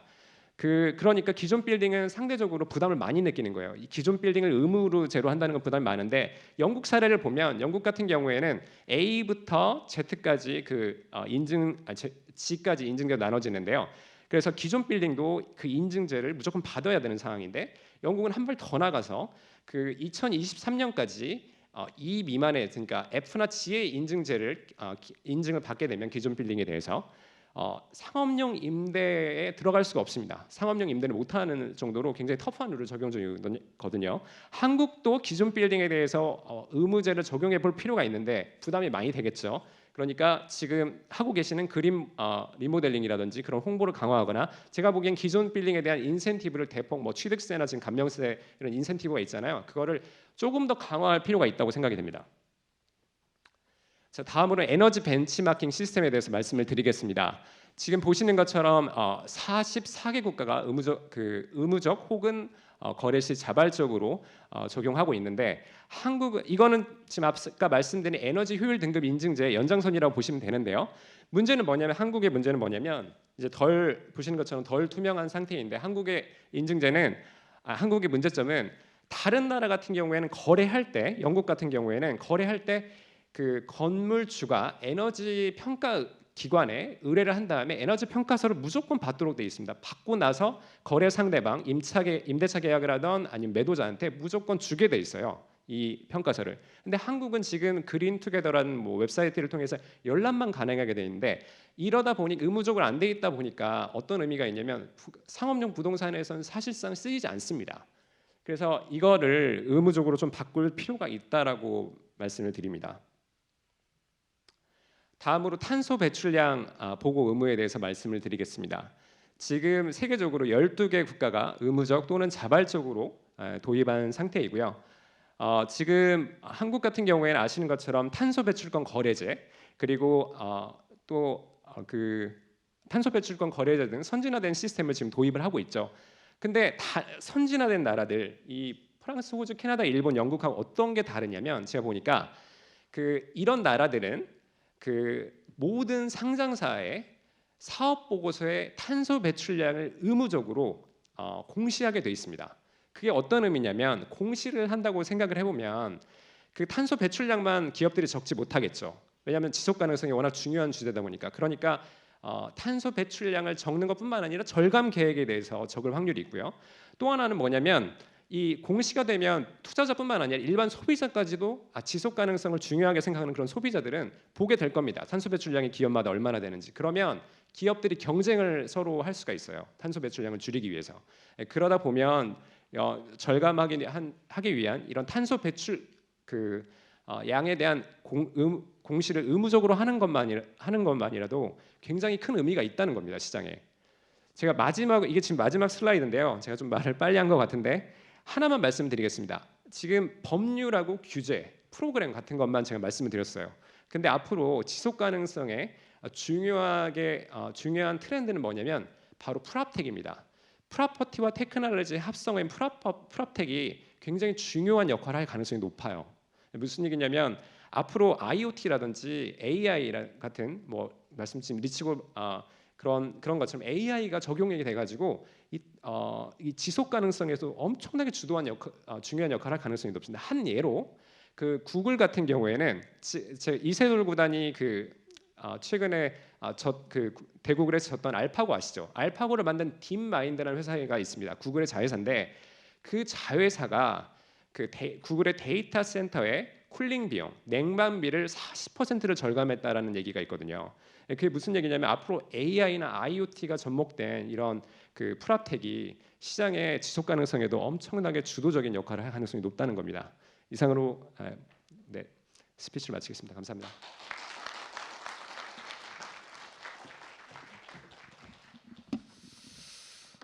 네, 녹색 건축이 녹색 부동산으로 확산될 수 있는 지속 가능성에 대해 좋은 발표를 해주셨습니다. 다시 한번 박성민 부장님께 큰 박수 부탁드립니다. 지금 발표 시간이 굉장히 짧아진 관계로요. 저희가 토론을 마치고 나서 여러분 일반 참여자들의 질문을 받을 수 있는 시간을 갖도록 하겠습니다. 참고로 저 점심시간에 제가 김광환 교수님하고 식사를 하면서 JLL이 그 프랑스 기업 아니냐 해서 제가 자신 있게 영국계 기업이라겠는데 제가 잘못 말씀드린 것 같습니다. 그 JLL이 영어로 보면 존스 랄랑 살르더라고요. 그래서 저도 고등학교 때 나름 불어를 배웠는데 제 발음이 현찮아가지고 죄송합니다. 예, 다음으로 마지막 세 번째 주제는 녹색 건축물 인센티브를 통한 부동산 가치 향상입니다. 한국감정원 녹색 건축처장이신 박차연 처장님께서 발표를 하시겠습니다. 여러분 큰 박수로 환영해 주시기 바랍니다. 박차연 처장님은 연세대학교에서 도시계획 석사, 중앙대학교에서 건축학 박사를 수학하셨으며 주택 성능 인정, 녹색 건축 인증, 부동산 가치 추정 연구를 하셨으며 건축사이자 미국 감정평가사입니다. 그럼 발표를 듣도록 하겠습니다. 안녕하십니까. 한국감정원 녹색건축의 박찬현입니다. 앞서 객석이 부족해서 식구들을 많이 모았더니 박수를 계속 쳐주시네요. 앞서 좋은 강의 많이 주셨는데요. 저는 녹색 건축물 인센티브와 부동산 가치 향상의 관계에 대해서 말씀드리겠습니다. 순서는 우선 이게 원래 녹색 건축 전문가들 행사이긴 하지만 오늘 일반인 분들이 좀 많이 오셔서요. 기본적인 내용을 설명드리겠습니다. 그래서 우선은 녹색 건축물을 소개해드리고요. 녹색 건축물 인센티브 종류, 인센티브 사례 이 순서로 말씀드리겠습니다. 법적인 녹색 건축물의 정의를 먼저 말씀드리겠습니다. 이제 가장 모법이라고 할 수 있는데요. 저탄소 녹색 성장법에서 에너지 이용 효율 및 신재생 에너지 사용 비율이 높고 온실가스 배출을 최소화하는 건축물을 녹색 건축물로 정의하고 있습니다. 그리고 그 하위법인 이제 녹색 건축물 조성 지원법에서 건축물과 환경에 미치는 영향을 최소화하고 쾌적하고 건강한 거주 환경 제공하는 건축물을 녹색 건축물로 정의하고 녹색 건축물 등급제 시행과 건축물 에너지 온실가스 관리 대책 이 두 가지 방책으로 녹색 건축물 조성 기반을 조성하고 있습니다. 녹색 건축물을 보면 이제 건축물 신축 단계에서부터 건축물 유지 관리, 리모델링, 자재 폐기 재활용 단계까지 이제 건축물 총 생애 주기를 순환하면서 이제 여러 가지 중요한 가치를 실현하고 있습니다. 나누어 보면 사회적 가치로는 신규 건축 시장이나 일자리 창출하는 걸 볼 수 있고요. 경제적 가치로 보면 신사업을 확대하고 탄소 배출권 거래제나 그린 빌딩 투자 금융 시장을 새로 확대 정착하는 것으로 볼 수 있습니다. 그리고 환경적 가치를 보면 당연히 이제 친환경 건축 문화를 조성하고 국가 온실 감축에 기여하는 바를 볼 수 있습니다. 녹색 건축의 종류와 영역에 대해서 간략히 말씀드리겠습니다. 2010년부터 이제 저탄소 녹색 성장 기본법이 제정되고 시행됐는데 이때부터 사실 건축물 인증 제도가 좀 본격화됐습니다. 그래서 친환경 건축물 인증 제도가 이제 녹색 건축 인증제로 통합됐고 에너지 효율 등급 인증과 제로 에너지 건축 인증물이 생겼습니다. 이 인증과 받은 건축물들이 이제 본연의 이제 녹색 건축물을 대표한다 할 수 있겠고요. 2012년에 이제 녹색 건축물 조성 지원법이 제정되고 2013년에 시행되면서 그 과정에서 건축물 인허가 단계의 녹색 설계 기준이 강화됐습니다. 그리고 그 이후에 이제 지방 자치단체별로 또 녹색 건축물 설계 기준이 운영하게 돼서 이제 녹색 건축 인증, 애효 인증처럼 인증 수준은 아니라도 기본적인 녹색 건축 요건을 갖춘 건물들이 이제 2012년부터 제대로 보급됐다고 볼 수 있습니다. 그리고 참고적으로 아까 발표하신 거 약간은 연계되는 거라 할 수 있는데 2015년부터 전국 700만 동의 건물 에너지 사용량이 통합 관리되고 있습니다. 그래서 그걸 기반으로 해서 건축물 에너지 실제 사용량이 건물 에너지 평가서로 이제 공개되는 셈입니다. 간략히 이제 한 제도씩 말씀드리겠습니다. 녹색 건축 인증 제도입니다. 녹색 건축 인증 제도는 토지 이용 및 교통, 에너지 및 환경, 재료 및 자원, 물순환 관리, 유지 관리, 생태 환경, 실내 환경 이렇게 건물 전체 분야에 대해서 심사해서 4개 등급으로 인증합니다. 그리고 이제 녹색 건축 인증 같은 경우 신축 건물, 기존 건물, 그린 리모델링까지 다 평가할 수 있도록 기준을 마련해 놓고 있습니다. 건축물 에너지 효율 등급 인증인데요. 건축물 에너지 효율 등급 인증은 건축물의 에너지 소요량을 이제 예측해서 단위 면적당 에너지 소요량 그 수준에 따라서 10단계 등급으로 인증해주고 있습니다. 그리고 제로 에너지 건축물 인증이 이제 새로 시작되고 있는데요. 이것은 건축물 에너지 효율 등급 1등급 2+ 이상으로서 에너지 자립률이 이제 20% 이상인 건축물을 5단계 등급으로 인정하고 있습니다. 이 에너지 자립률이라는 것은 건축물 에너지 소비량 대비해서 신재생 에너지 생산량으로 이제 100%가 되면은 에너지 자급자족을 의미합니다. 그리고 이게 요 두 가지 이제 건축 허가에서 수반되는 사항들이 할 수 있는데요. 에너지 절약 계획서 같은 경우는 이제 일반 건축물에 에너지 성능 지표의 기준 점수들이 있습니다. 그 만족 여부를 판단하게 되고요. 친환경 주택 성능 평가라고 하는 것은 이제 공동 주택에서 받는 에너지 절약 계획서라고 보시면 되겠습니다. 그리고 이제 지자체별로 이제 녹색 건축 설계 기준을 또 운영하고 있습니다. 이건 서울시의 예인데요. 일정 세대수 이상, 일정 연면적 이상인 경우에 녹색 인증의 등급을 받게 되어 있습니다. 그 면적의 차이에 따라서 1등급, 2등급, 또 3등급, 4등급 이렇게 받게 되어 있고요. 그 다음에 그 면적 이하인 경우에는 최소한의 이제 녹색 건축 요건을 갖추기 위해서 뭐 저감자재를 유해물질 저감자재를 사용한다거나 절수기기를 사용한다거나 이런 기본 기준들을 갖추고 있습니다. 이렇게 앞서 이제 전체 제도를 이렇게 쭉 보시면은 녹색 건축이라는 것이 친환경, 장수명, 저에너지, 온실가스 감축, 사회적 약자 배려, 안전 이런 건축의 전 분야를 통틀어서 지속 성장 가능을 이제 실현하고 있다 볼 수도 있겠습니다. 녹색 건축 인센티브 종류에 대해 말씀드리겠습니다. 인센티브를 우선은 이제 직접적인 지원과 간접적인 지원으로 구분해 볼 수 있겠습니다. 이제 직접적인 지원이라고 할 수 있는 것은 저희가 이제 일반적으로 알고 있는 이제 녹색 건축 제도에서 있는 세금 감면, 건축 기준 완화, 금융 지원 이렇게 될 수 있겠고요. 간접 지원이라는 부분은 이제 부동산 측면입니다. 이제 부동산 측면에서 부동산 가치로 보면은 이제 녹색 건축물 감정 평가 기준이 있고요.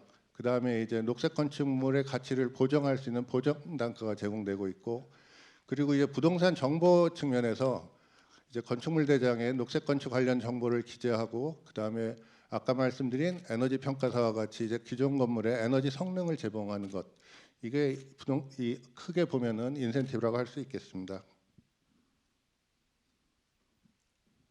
세금 감면부터 말씀드리겠습니다. 이제 세금 감면은 취득세, 재산세 감면이 있는데요. 건물 에너지 효율 등급이나 녹색 건축 인증 등급에 따라서 취득세를 최대 15%까지 감면받을 수 있습니다. 근데 이제 좀 아쉬운 점이 이제 2019년 1월부터는 그 최대 10%까지 감면받게 되고요. 또 이제 건축물 에너지 효율 등급 같은 경우는 그 모두 1등급 이상을 받도록 좀 강화가 되었습니다. 그리고 재산세는 건축물 에너지 효율 등급 녹색 인증 등급에 따라서 이제 최대 10%까지 감면받을 수 있는데, 이게 이제 사실 일물제였습니다. 그래서 이제 이 재산세 감면은 2018년 12월 31일까지 인증받은 건축물까지만 적용되고 있습니다. 그리고 건축 기준 완화는 이제 용적률과 건축물 높이 제한에 대한 완화인데요. 그 세제와 동일하게 에너지 효율 등급 인증, 녹색 인증 등급에 따라서 최대 9%까지 건축 기준을 완화해주고 있습니다. 그리고 이제 제로 에너지 건축물은 더 장려하기 위해서 이제 최대 15%까지 건축 기준을 완화해주고 있습니다. 녹색 건축 인증 건설 인센티브 취득 현황을 한번 보시겠습니다. 2002년부터 18년 6월 30일까지 총 약 1만 건의 녹색 건축 인증이 이루어졌고요. 이 중에 약 35%인 3,700건이 인센티브를 받은 걸로 나타납니다. 그리고 이렇게 금융 지원 부분에서 가장 대표적인 그린 리모델링 이자 지원 사업을 말씀드리겠습니다. 이 그린 리모델링 이자 지원 사업은 건축주가 이제 창호를 교체해서 단열 성능을 높이거나 벽체의 단열을 더 보강했을 하는 등 이제 에너지 성능 개선 공사를 할 때 금융 비용을 지원하는 사업인데요. 그 비주거 공동주택 단독주택처럼 이제 그 용도에 따라 이제 대출 한도가 정해져 있고요.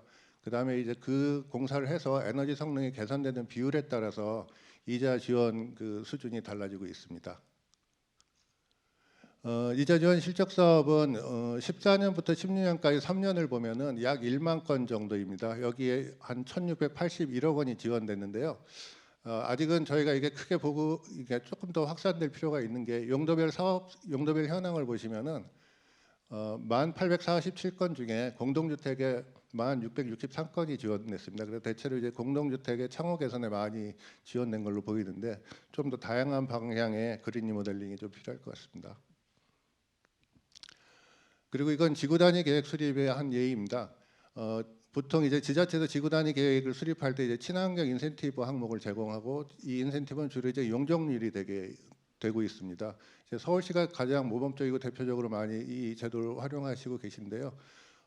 숫자로 보시면 이제 녹색 건축이나 에너지 효율 등급 인증을 받으면 이건 녹색 제도에서 주는 용적률 완화 수준하고 유사합니다. 근데 그 대신에 이제 중수도 시설이나 빗물 관리 시설, 옥상 녹화, 자연 기반 보존, 녹색 주차장 사실 요것들이 다 녹색 건축 인증의 평가 항목 중에 하나들입니다. 근데 이제 이런 시설들을 하나만 한다 하더라도 이제 크게는 뭐 4%, 1%, 10%뭐 이런 식으로 용적률 완화를 받을 수 있게 서울시에서 운영하고 있습니다.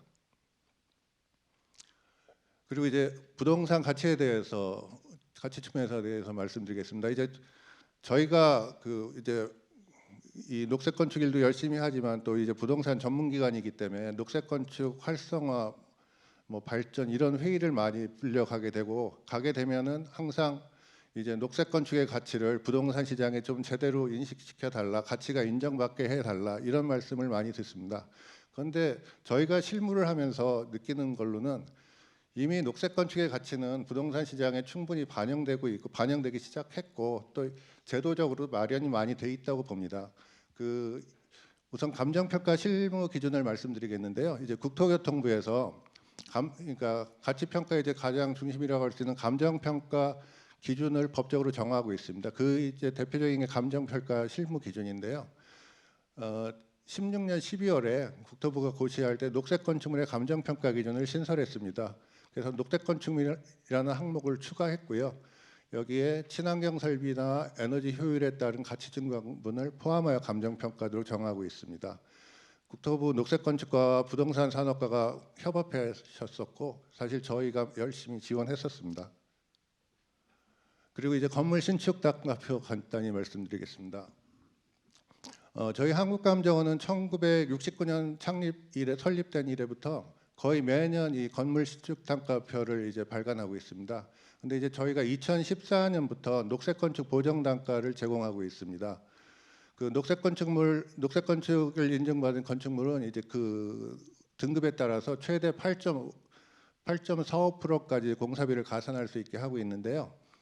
이제 요거 외에도 이제 그 건물을 지으면은 구조, 재료, 설비 그거에 따라 추가적인 보정 단가를 적용할 수 있게 돼 있습니다. 현재는 이제 공동주택과 업무 시설에 한정해서 지금 자료를 제공하는데 이제 보다 여러 가지 그러니까 다양한 모든 용도들을 좀 보정률을 제공하기 위해서 지금 녹색 건축 사례들을 계속 수집 조사 중에 있습니다. 저희가 수집 조사가 필요한 게 실공사된 자료들이 필요해서 조금 늦어지고는 있는데요. 지금 연구진에서 열심히 노력 중에 있습니다. 부동산 정보에 대해서 말씀드리겠습니다. 이제 건축물의 사용 승인이 되고 건축물이 준공이 되면 건축물 대장으로 관리가 되게 되는데 이 건축물 대장에 녹색 건축 인증, 에너지 효율 등급 인증, 에너지 성능 지표 이런 기재 사항들이 유효 기간과 함께 다 기재가 되게 됩니다. 그리고 이 기재된 사항들은 저희 한국감정원에서 운영하는 부동산 정보앱과 같은 부동산 포털에 이제 다 이제 실리게 돼서 이제 일반 소비자들이 항상 편하게 볼 수 있게 그렇게 제공되고 있습니다. 그리고 아까 바로 앞 시간에 말씀하신 이제 에너지 평가서 부분인데요. 우선 저희 나라에서는 300세대 이상 공동주택이나 연면적 3,000평방미터 업무 시설은 건물 에너지 평가서를 제공하게 돼 있습니다.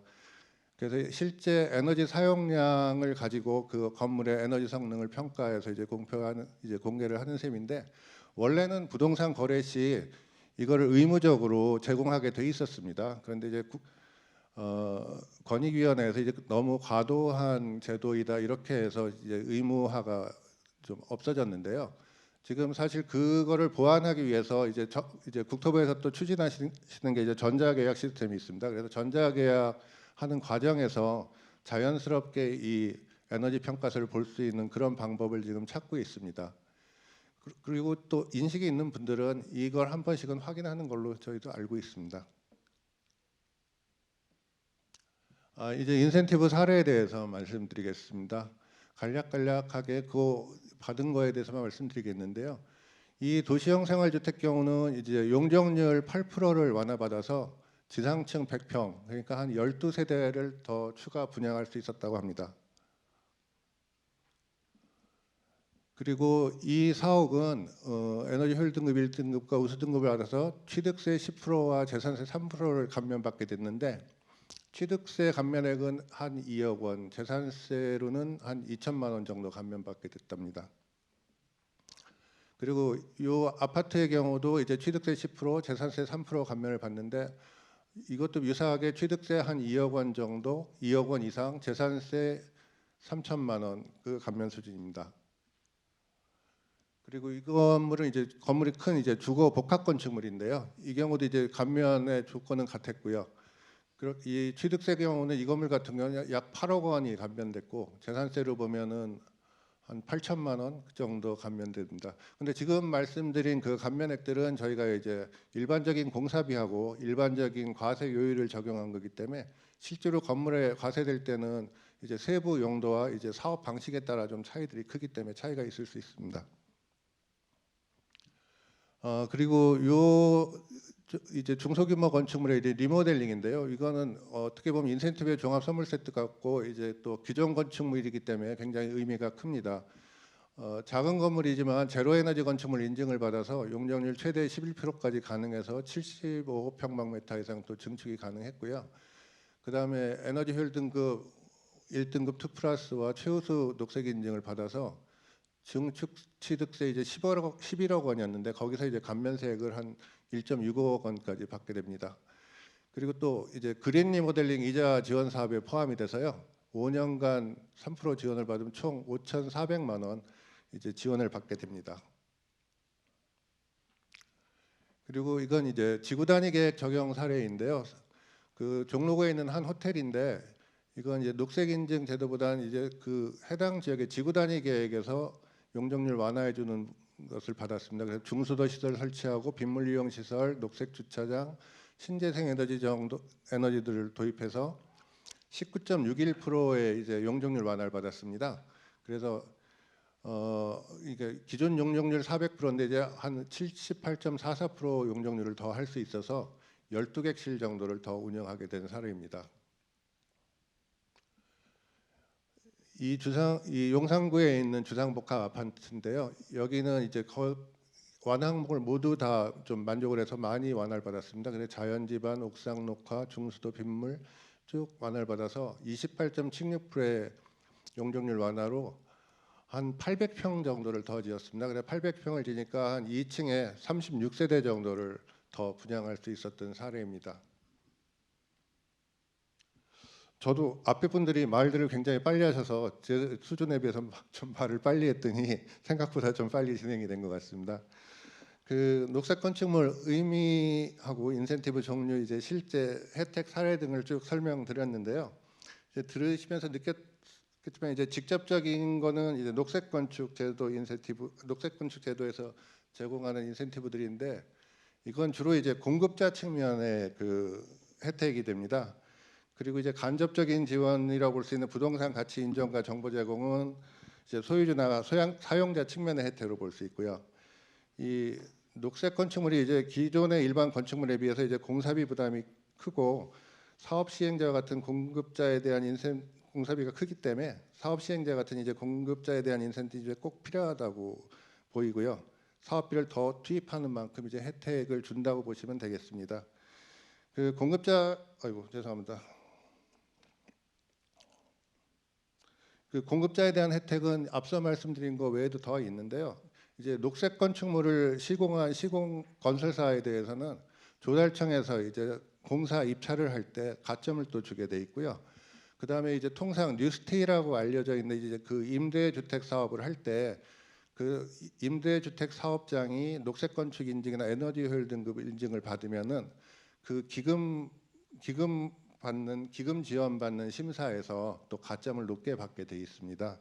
그래서 이제 공급자에 대한 이 혜택이 좀 클 수밖에 없다는 점을 말씀드리고요. 그리고 소유자나 이제 사용자 측면에서 혜택은 현재 이제 녹색 건축물의 부동산 가치 향상이 이미 이루어지고 있다는 점을 봐주시면 좋겠습니다.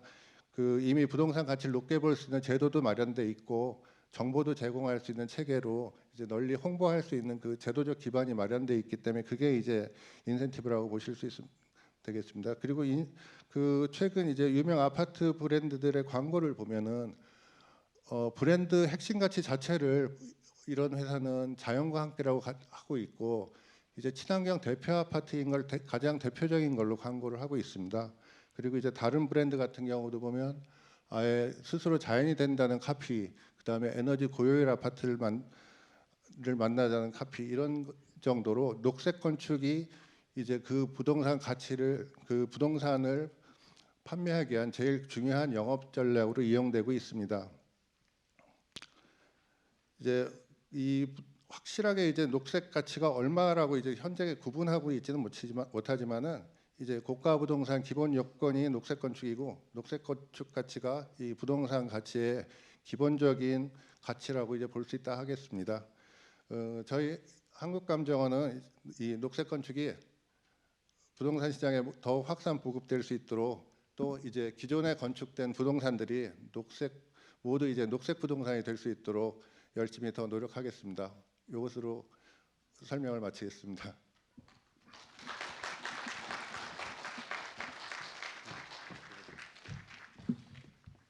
네, 녹색 건축물이 받는 많은 인센티브에 대해 사례를 통해서 잘 발표해 주셨습니다. 여러분 박찬현 처장님께 다시 한번 큰 박수 부탁드립니다. 네, 주제 발표 토론을 시작하도록 하겠습니다. 오늘 토론은 서울대학교 건축학과 명예교수이시자 패시브 제로에너지 연구소 소장님이신 김광호 교수님께서 토론 좌장을 맡아주시겠습니다.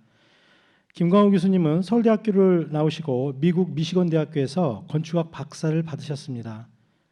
또한 대한건축학회 회장을 역임하셨으며 현재는 국제표준화기구 냉난방 시스템 분과위원회의 컨비너도 맡고 계십니다. 바쁘신 가운데에서도 저희 주제 포럼 좌장을 맡아주셔서 감사드리며 큰 박수로 환영하시겠습니다. 토론 패널로는 단국대학교 문현중 교수님 참석해 주셨습니다. 여러분 큰 박수로 환영해 주시기 바랍니다. 금호건설의 정주철 부장님 참석해 주셨습니다. 여러분 큰 박수 부탁드립니다. 그리고 사회자인 저도 토론에 참여하도록 하겠습니다. 감사합니다.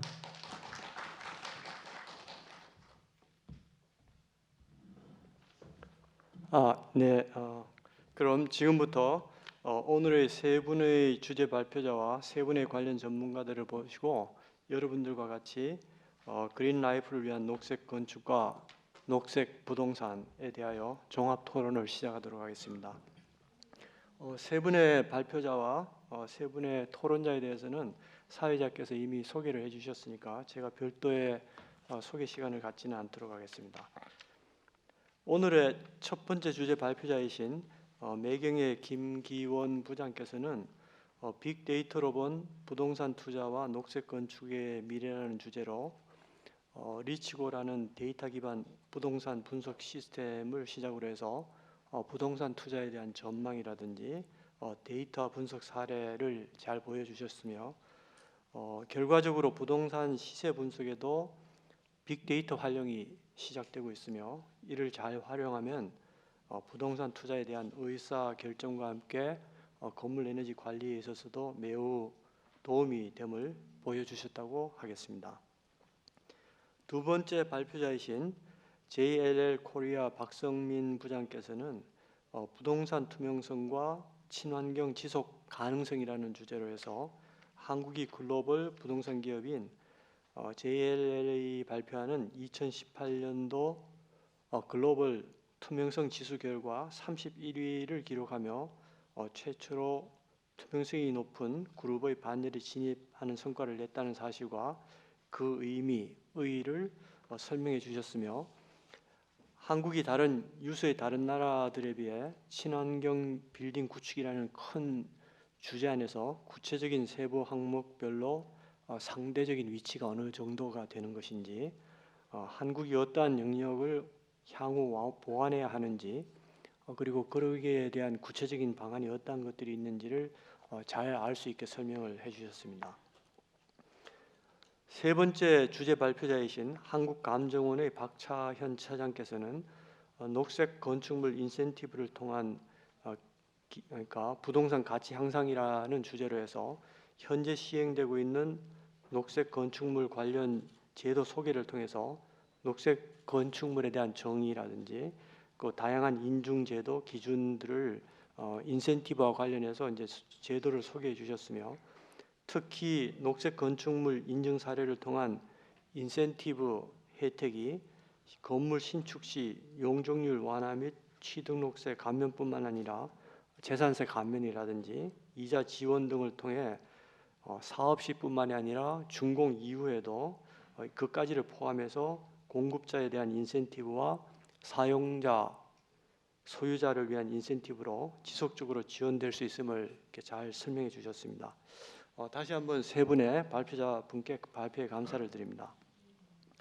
오늘의 토론은 3시 25분까지 시간이 할애되어 있는데 생각보다 발표가 좀 일찍 끝나서 좀 플로어에서도 그 질의를 받도록 그렇게 하겠습니다. 그렇지만 시간을 좀 빨리 진행하기 위해서 먼저 지명 토론자 세 분을 모셨으니까 그분들의 토론을 먼저 듣고 남는 시간 동안 플로어에 질의를 받도록 그렇게 하겠습니다. 진행은 토론자 한 분씩 말씀하시고 그에 관련해서 발표하신 분들 중심으로 이제 질의 답변을 해주시는 것으로 그렇게 진행하도록 하겠습니다. 시간이 그래도 많지 않으니까 질문과 답변을 간략하게 해주시면 플로어에서 많은 질문을 받을 수 있을 것 같습니다. 그러면 먼저 단국대 문현준 교수님께 첫 번째 토론을 부탁드리겠습니다.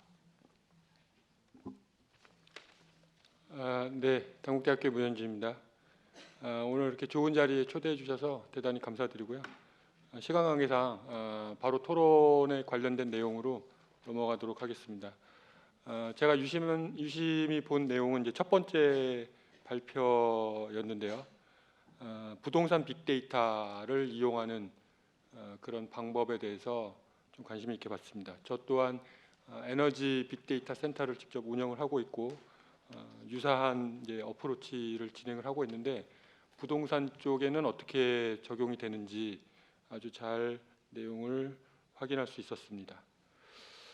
관련된 내용 중에 그 에너지 소비량 분석한 내용도 상당히 관심이 많이 가는 부분이었는데요.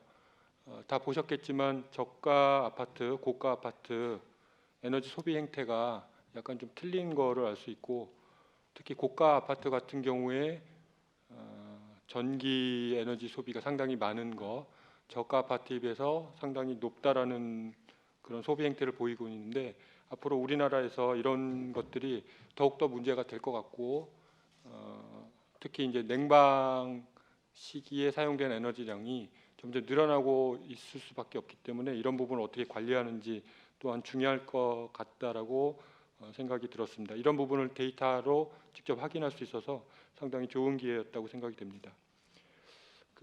오늘 들은 내용 중에 궁금한 사항이 있어서 한 2가지 정도 질문을 드리고 답변 듣도록 하겠습니다. 첫 번째 내용은 부동산 시장에 대해서 분석한 내용인데요. 현재 국민적 관심이 많이 증대되고 있죠. 그 부동산 시장이 좀 불안한 상태인데 이런 여러 복합적인 요인들이 얽혀 있는 부동산 시장 분석을 빅데이터를 이용해서 하는 것은 어쩌면 이제 당연한 거고 그렇게 돼야 될 것 같습니다. 모든 분야에 있어서 그렇게 해야 될 것 같고요.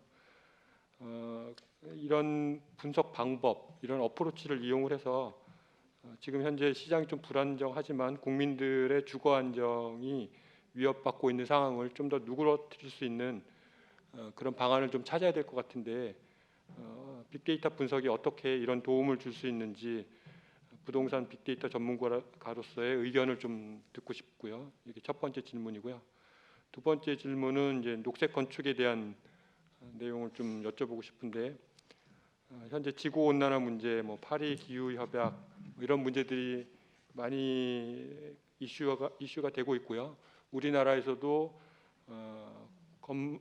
온실가스 국가 절감 목표를 지금 발표를 했고 상당한 부분을 이제 건물 분야에서 줄여야 되는 그런 상황입니다. 이를 달성하기 위해서 녹색 건축물 또는 제로 에너지 빌딩 등을 구현하고 시장에 보급을 많이 해야 될 것 같은데 이것들을 위해서 실제로 필요한 데이터들이 어떤 것이 있을 수 있고 제공할 수 있는 방법이 어떤 것이 있는지 그 김기현 본부장님께 좀 답변을 듣고 싶습니다. 네, 말씀해 주신 것이 김기현 부장님께 좀 집중된 것 같은데 답변 좀 해주시죠. 네, 알겠습니다. 이제 첫 번째 말씀해주신 부동산 빅데이터를 가지고 어떻게 하면 대한민국 부동산 아파트 시장에 대한 어떤 안정화를 할 수 있느냐에 대해서 먼저 말씀을 좀 드리도록 하겠습니다. 현재의 경우에는 그러니까 이 아파트 가격에 영향을 직접적으로 미치는 데 있어서 제일 중요한 부분이 바로 입주 물량입니다. 그래서 우리가 수요가 있고 공급이 있습니다. 그래서 새 아파트에 대한 꾸준한 수요는 계속 있습니다. 그렇기 때문에 여기에 대한 공급적인 부분들만 잘 맞춰주면 괜찮은데 현재의 경우에는 입주 물량이 많은 데는 몰려 있고 또 없는 데는 없고 그렇기 때문에 어떤 공급에 대한 부분들이 수요에 비해서 불균형이 많기 때문에 매매와 전세가 둘 다 떨어지는 지역은 계속 떨어지고 있고 또 오히려 부족한 부분들은 계속 또 올라가고 있고 그렇기 때문에 여러 가지 인구 이동이라든가 그다음에 입주 물량이라든가 여기에 대한 부분들을 중장기적으로 한 5년에서 10년 정도의 큰 그림을 보고 거기에 맞춰서 데이터로 맞춰서 국가에서도 어떤 공급 계획이나 이런 것들을 실제 어떤 시행사와 이런 것들을 잘 서로 이야기를 해서 어떤 공급에 대한 부분들을 데이터로 잘 한다라면 주택 가격 안정에 상당한 도움이 많이 될 것으로 판단이 되고요. 두 번째 질문에 대해서 또 답변을 드리도록 하겠습니다. 제가 그 아파트 에너지 난방과 전기 에너지 데이터를 받아서 제가 이제 분석을 해본 결과 아직은 데이터가 매우 구체적이지 않습니다. 그러니까 정확한 분석을 하기 위해서는 각 세부 항목별로 공용과 전용에 대한 부분들이 따로 구분되어 있어야 되고 그리고 각 세대별로 데이터가 아주 디테일하게 분석 정리가 되어 있으면 아주 좋습니다. 녹색 건축을 활성화시키려면 결국에는 녹색 건축을 했을 때 이러이러한 베네핏이 있다라는 것을 국민들이 알 필요가 있고 그러기 위해서는 제대로 된 분석들을 통해서 이렇게 요만조만하게 해서 녹색 건축을 하니 이만큼의 베네핏이 있습니다라는 것을 알려야 되고 그러기 위해서는 아주 이제 좀 더 디테일한 잘 준비된 그런 데이터로 분석을 통해서 그 부분을 가지고 국민들께 널리 알린다라면 충분히 녹색 건축이 많이 활성화되는 데 도움이 될 거라고 판단이 됩니다. 예, 김기현 부장님의 답변에 대해서 감사를 드리고요. 다음은 금호건설의 정주철 부장님께 두 번째 토론을 부탁드리겠습니다. 네, 금호건설의 정주철 부장입니다. 저는 우선 그 녹색 건축물 인센티브를 통한 부동산 가치 향상을 발표해 주신 우리 한국감정원 박차현 처장님께 질문을 드리고 싶습니다. 우선 그 녹색 건축물 관련 제도를 간략하고 쉽게 설명해 주셔서 감사의 말씀을 드리고요. 아까도 말씀드렸다시피 녹색 건축물 인증 제도를 활성화하기 위해서 수요제 측면의 인센티브 제도와 공급자 측면의 인센티브 제도를 쉽게 설명해 주셨습니다. 저 같은 경우에는 그 건설회사에서 그 도시정비 사업을 맡고 있습니다. 소위 말하는 재건축 재개발 사업을 맡고 있고 그러다 보니까 요즘에 이제 뭐 도시 재생이 어느 나름대로 이슈가 되고 있는데요. 말씀해주신 그 사용자 인센티브를 받기 위해서는 공급자가 우선 공급을 해줘야 사용자들이 그 녹색 건축물에 대한 충분한 가치와 또 아까 말씀드렸던 건물의 전체 사이클 중에서 사용 기간으로 인한 그런 어떤 경제적 가치, 이익을 공유할 수가 있는데 지금 제가 하는 이제 저는 뭐 소견이니까 저희 훌륭하신 교수님 다 계시지만 저는 실무자 차원에서 입장을 말씀드리면 사실 이제 정비 사업이 일어나는 강남의 이런 재건축 말고 지방의 재개발이든지 이런 데서 일어나다 보면 사실 원주민들의 재정착률 같은 것도 많이 문제가 되거든요. 그런 얘기는 결국에는 그분들이 사업을 추진하게 되는 동력이라는 것이 본인들이 재정 창률을 높이려고 하면 본인 자부담금이 낮아야지 이런 좋은 것들을 적극적으로 도입하는데, 사실 현실적으로는 그런 부담금에 대한 부담 때문에 사실 여러 가지 이런 것들이 획기적으로 도입되기는 어려운 것도 일부 현실입니다. 더불어서 이게 이제 저희 건설사 같은 경우에는 최종적으로 건물을 짓는 입장이고, 여기에 이제 각종 시설물들은 사실 연관된 산업에서 많이 발전을 시켜야지 저희가 도입할 수 있고, 원가가 어느 정도 다운이 돼야지 또 많이 도입할 수 있는 기회가 더 많이 일어나는데요. 이제 그런 차원에서 보면 아까 이제 이 녹색 건축물 활성화를 위해서 인센티브나 이런 것들이 많이 도입을 되고 고려를 하시는데, 사실 취득세 감면이나 이런 것들은 공급자 입장에서 보면 좀 미미한 경우가 있습니다. 그래서 좀 더 전폭적이고 적극적으로 그 녹색 건축물 활성화를 위해서 필요한 제도 개선이나 개선점이 있는지 한번 질문드리고 싶습니다. 네, 답변을 해주시죠. 예, 제가 말씀드리겠습니다. 사실 이 답변은 이제 정책을 직접 하시는 분들이 답변을 하는 게 맞긴 하겠지만은 저희가 많이 그런 업무를 지원을 하고 있기 때문에 말씀드리겠습니다. 지금 저희가 이제 국토부 이제 녹색 건축가가 주축이 돼서 이제 이런 지원 제도에 대해서 많이 고민을 하시는데요.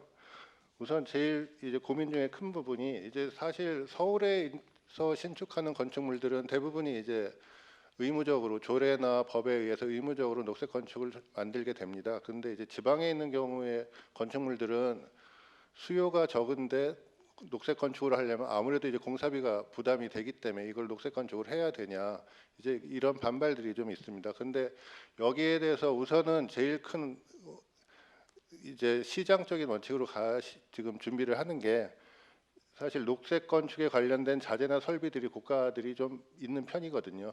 이런 것들을 어떻게 하면 제대로 조금 보편적인 단가로 보급할 수 있을지, 이걸 좀 폭넓게 지금 많이 고민들 하고 계시고요.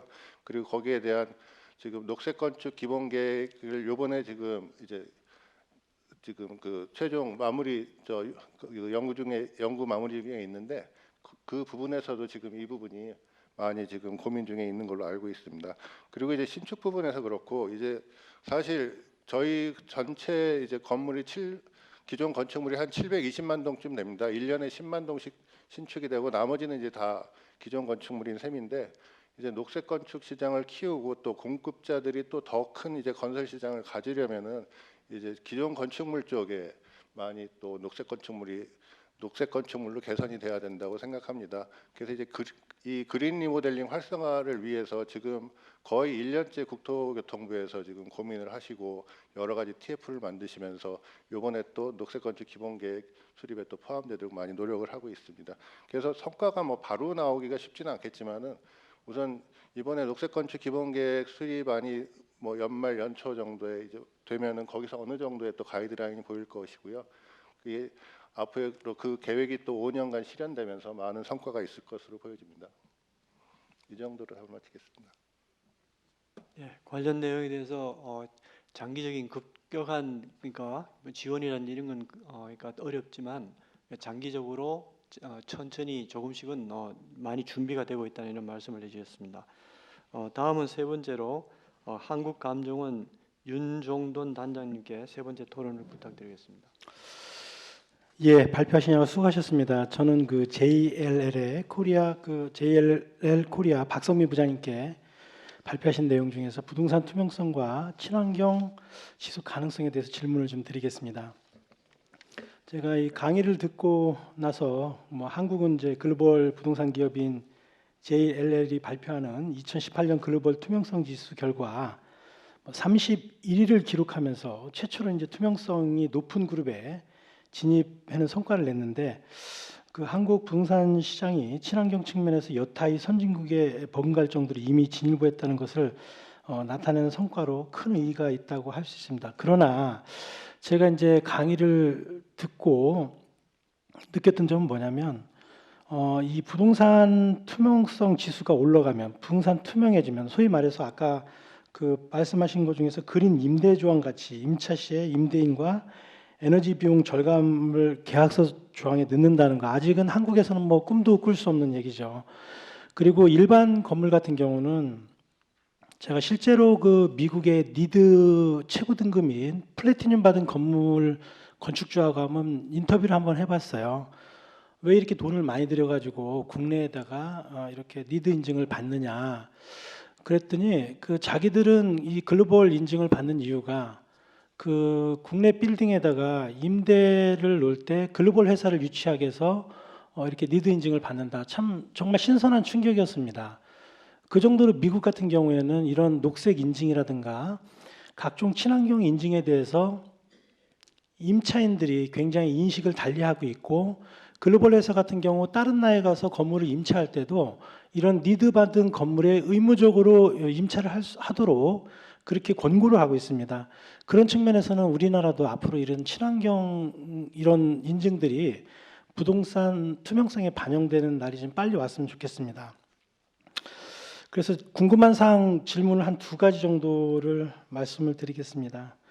이러한 친환경 지속 가능성이 큰 테두리를 말씀해 주신 것처럼 그린 임대 조항, 에너지 효율 등급 6가지 세부 영역이 있는데 향후 어떠한 세부 영역의 중요성이 부각될 수 있을까요? 그리고 2번째로는 선진국에서 부동산 임대 계약 시 일반화되어 있는 그린 임대 조항, 즉 뭐 임차나 임대인이 에너지 그 비용 절감을 위해 관련 사항을 계약 조항에 추가하는 것, 이런 것들에 대해서 도입을 해 관리비 공개 등이 필요한 것 같은데 이에 대한 의견을 좀 말씀해 주시면 고맙겠습니다. 예, 박성민 부장님 답변 부탁드립니다. 네. 그 우선 사실 그 아까 7가지 항목에 대해서 제가 말씀드렸잖아요. 네, 사실 가장 그 7가지 항목 중에 좀 한국에 안 되고 있는 게 그린 임대 조항하고 그다음에 그린 재무 성과 지수인데요. 그 2가지를 좀 해결해 볼 수 있을 것 같고요. 제가 보기엔 그쪽에 포커스를 하는 게 맞는 것 같고, 무슨 얘기냐면 그 제가 아까 그린 빌딩 재무 성과 지수 같은 경우에 상당히 한국은 허들이 아까 조건이 3개가 있었는데 허들이 하나 더 있다고 말씀드렸거든요. 그만큼 그 빌딩의 수익률 지표가 시장에 많이 없어서 쉽지 않다고 말씀드렸는데, 그 사실 제가 보기에는 우선은 시장에 데이터들이 좀 있어요. 예를 들어서 활용할 수 있는 데이가 리츠 시장이 있습니다. 리츠 시장이 지금 사실 그 공모 리츠 시장은 조금 다른 나라에 비해서 좀 열악한 상황이지만 3호 리츠 이런 펀드들이 있거든요. 그것도 있고 부동산 공모 펀드들이 또 있습니다. 그리고 금융투자협회에서 3호 펀드들, 부동산 3호 펀드, 기관들이 투자하고 있는 3호 펀드들도 일부를 그 정보를 공개를 해요. 그러니까 그런 것들을 이제 다 모은다고 하면은 빌딩의 어떤 그 지수, 수익률 지표를 한국도 만들 수 있다고 보거든요. 그러니까 그런 것들 제가 알기로는 연구를 하고 계신 걸로 알고 있고, 리츠 협회라든지 이런 쪽에서 연구를 하고 계신 걸로 알고 있는데, 가장 제가 보기에는 어떻게 보면, 왜냐면 다른 쪽은 지금 보면 법률 뭐 제도라든지 이런 것들은 전부 다 사회적인 합의가 좀 필요할 수가 있거든요. 그리고 반발이 있을 수 있는데, 아까 얘기 드렸던 그린 뭐 이런 재무 성과 지수 같은 경우, 그리고 그린 임대 조항 같은 경우에는 상대적으로 좀 반발이 덜하지 않을까 이런 생각이 좀 들고요. 그래서 그 아까 말씀드린 그 지금 한국이 가장 열악한 그 투명하지 않은 그 2가지 영역에서 좀 집중했으면 좋겠고, 그다음에 이제 그린 임대 조항 관련해 가지고는 넘어야 할 산이 몇 가지가 있어요. 이것도. 근데 그 그린 임대 조항에서 가장 중요한 게 아까 말씀드린 것처럼 그 지침 가이드라인을 설정해 가지고 그걸 보급해야 된다고 말씀드렸는데, 여기서 중요한 게 그 가장 중요한 게 임대인과 임차인이 그 관리비 있죠. 수도비, 뭐 전기비 이런 것들을 이제 서로 알고 투명하게 공개하고 이제 어떻게 절감해가 나가자고 노력을 해야 되는데, 한국은 이제 주택 시장은 아닌데 일반 상업용 부동산 같은 경우에는 그 스트라타 공동 집합 건물을 제외하고는 모든 건물이 에너지 그 소비 이런 관리비 세부 항목에 대해서 공개를 하지 않고 있어요. 그러니까 관리비 항목에 대해서 공개를 할 필요가 있습니다. 그게 선행이 돼야 돼요. 관리비 공개가 공개가 되면 이제 공개 안 한 이유는 이겁니다. 한국이 그 상업용 부동산에서 임대료가 생각보다 그렇게 다른 나라 대비 그렇게 높지 않아요. 그러니까 어느 정도 높지 않다 보니까 그 상업용 부동산 건물주들이 관리비에 마진을 포함하고 있어요. 그러니까 지금 관리비의 한 25% 정도가 마진이 들어가 있습니다. 그러면 이제 공개를 아까 지금 말씀드린 것처럼 그린 그 임대 조항을 넣으려면 관리비 내역에서 수도가 실제 얼마 쓰이고 전기가 얼마 쓰이고 이런 걸 다 공개를 해야 돼요. 근데 공개를 안 하려고 하겠죠. 그쪽은 지금 마진이 들어가 있는데 공개를 하게 되면 수도비, 전기비 이거밖에 안 쓰는데 너희들 왜 관리비 이렇게 많이 청구해? 이렇게 되기 때문에 이 마진을 받는 이상, 마진이 들어가 있는 이상 이걸 공개하기 힘든데요. 그게 다른 나라도 마찬가지예요. 꼭 다른 나라가 다른 나라라고 이걸 세부 내용을 공개하고 이런 게 아니거든요. 근데 우리나라 제가 보기에는 아랍에미레이트 이런 쪽에서는 제가 알기로는 이런 관리비를 지금 제도적으로 공개를 하고 있어요. 인덱스화 시켜가지고 각 빌딩을 인덱스화 시켜서 빌딩별로 이렇게 공개를 하고 있거든요. 그러니까 한국도 그런 공개가 필요한 거예요. 물론 힘들겠지만 공개를 이제 정부 쪽이나 공공 쪽에서 조금 주도적으로 공개를 하면 이제 관리비 마진을 줄어들 수 있는데 임대료 쪽에 이제 명목 임대료 쪽에 상승이 있겠죠. 그런 식으로 이제 전이가 필요하고 꼭 실질 임대료가 내려갈까 관리비 공개를 한다고 해서 저는 꼭 그렇다고 생각하지는 않고요. 힘이 들겠지만 관리비의 마진은 줄이고 실질 임대료는 비슷하게 유지가 명목 임대료가 올라가면서 유지를 할 수 있다고 저는 보기 때문에 우선은 관리비를 공개하는 게 필요합니다. 관리비를 공개하게 되면 이제 투명하게 공개하게 되면 임차인과 임대인이 그린 임대 조항을 계약서에 넣는다고 했을 때 전기비 수도비를 아꼈다고 쳐보세요. 아끼면 예를 들어서 이 혜택이 반 이렇게 쪼개서 임차인과 임대인이 공동적으로 혜택을 볼 수 있는 시스템을 만들 수가 있거든요. 근데 지금은 그게 안 된다는 겁니다. 그래서 관리비 공개가 선행적으로 필요하고 그러기 위해서는 정부나 그리고 공공단체 기관에서 감정과 같은 기관에서 그 관리비를 공개적으로 할 수 있는 그런 인덱스화된 시스템을 다른 나라를 좀 참조해서 도입을 할 필요가 있다고 생각이 됩니다. 이상입니다. 예, 세 분의 발표자와 토론자의 질문과 답변을 들었습니다. 오늘 장시간 동안 발표자와 토론자 여러분들 토론을 해주셔서 대단히 감사합니다. 이 녹색 건축이라고 하는 것은 다음 세대에 더 나은 삶과 행복을 추구하기 위한 이러한 것을 지향점을 하고 있다고 이렇게 생각할 수가 있겠습니다. 오늘 많이 얘기한 녹색 건축이 우리 모두에게도 인정을 받고 지속적으로 이렇게 갈 수 있는 방향이 어떠한 것일까 하는 이러한 생각을 가지고 오늘 세 분의 그 발표자를 듣고 또 토론을 통해서 녹색 건축의 방향과 구현 가능성에 대해서 같이 모색해보는 시간을 가졌다고 이렇게 생각을 할 수가 있겠습니다.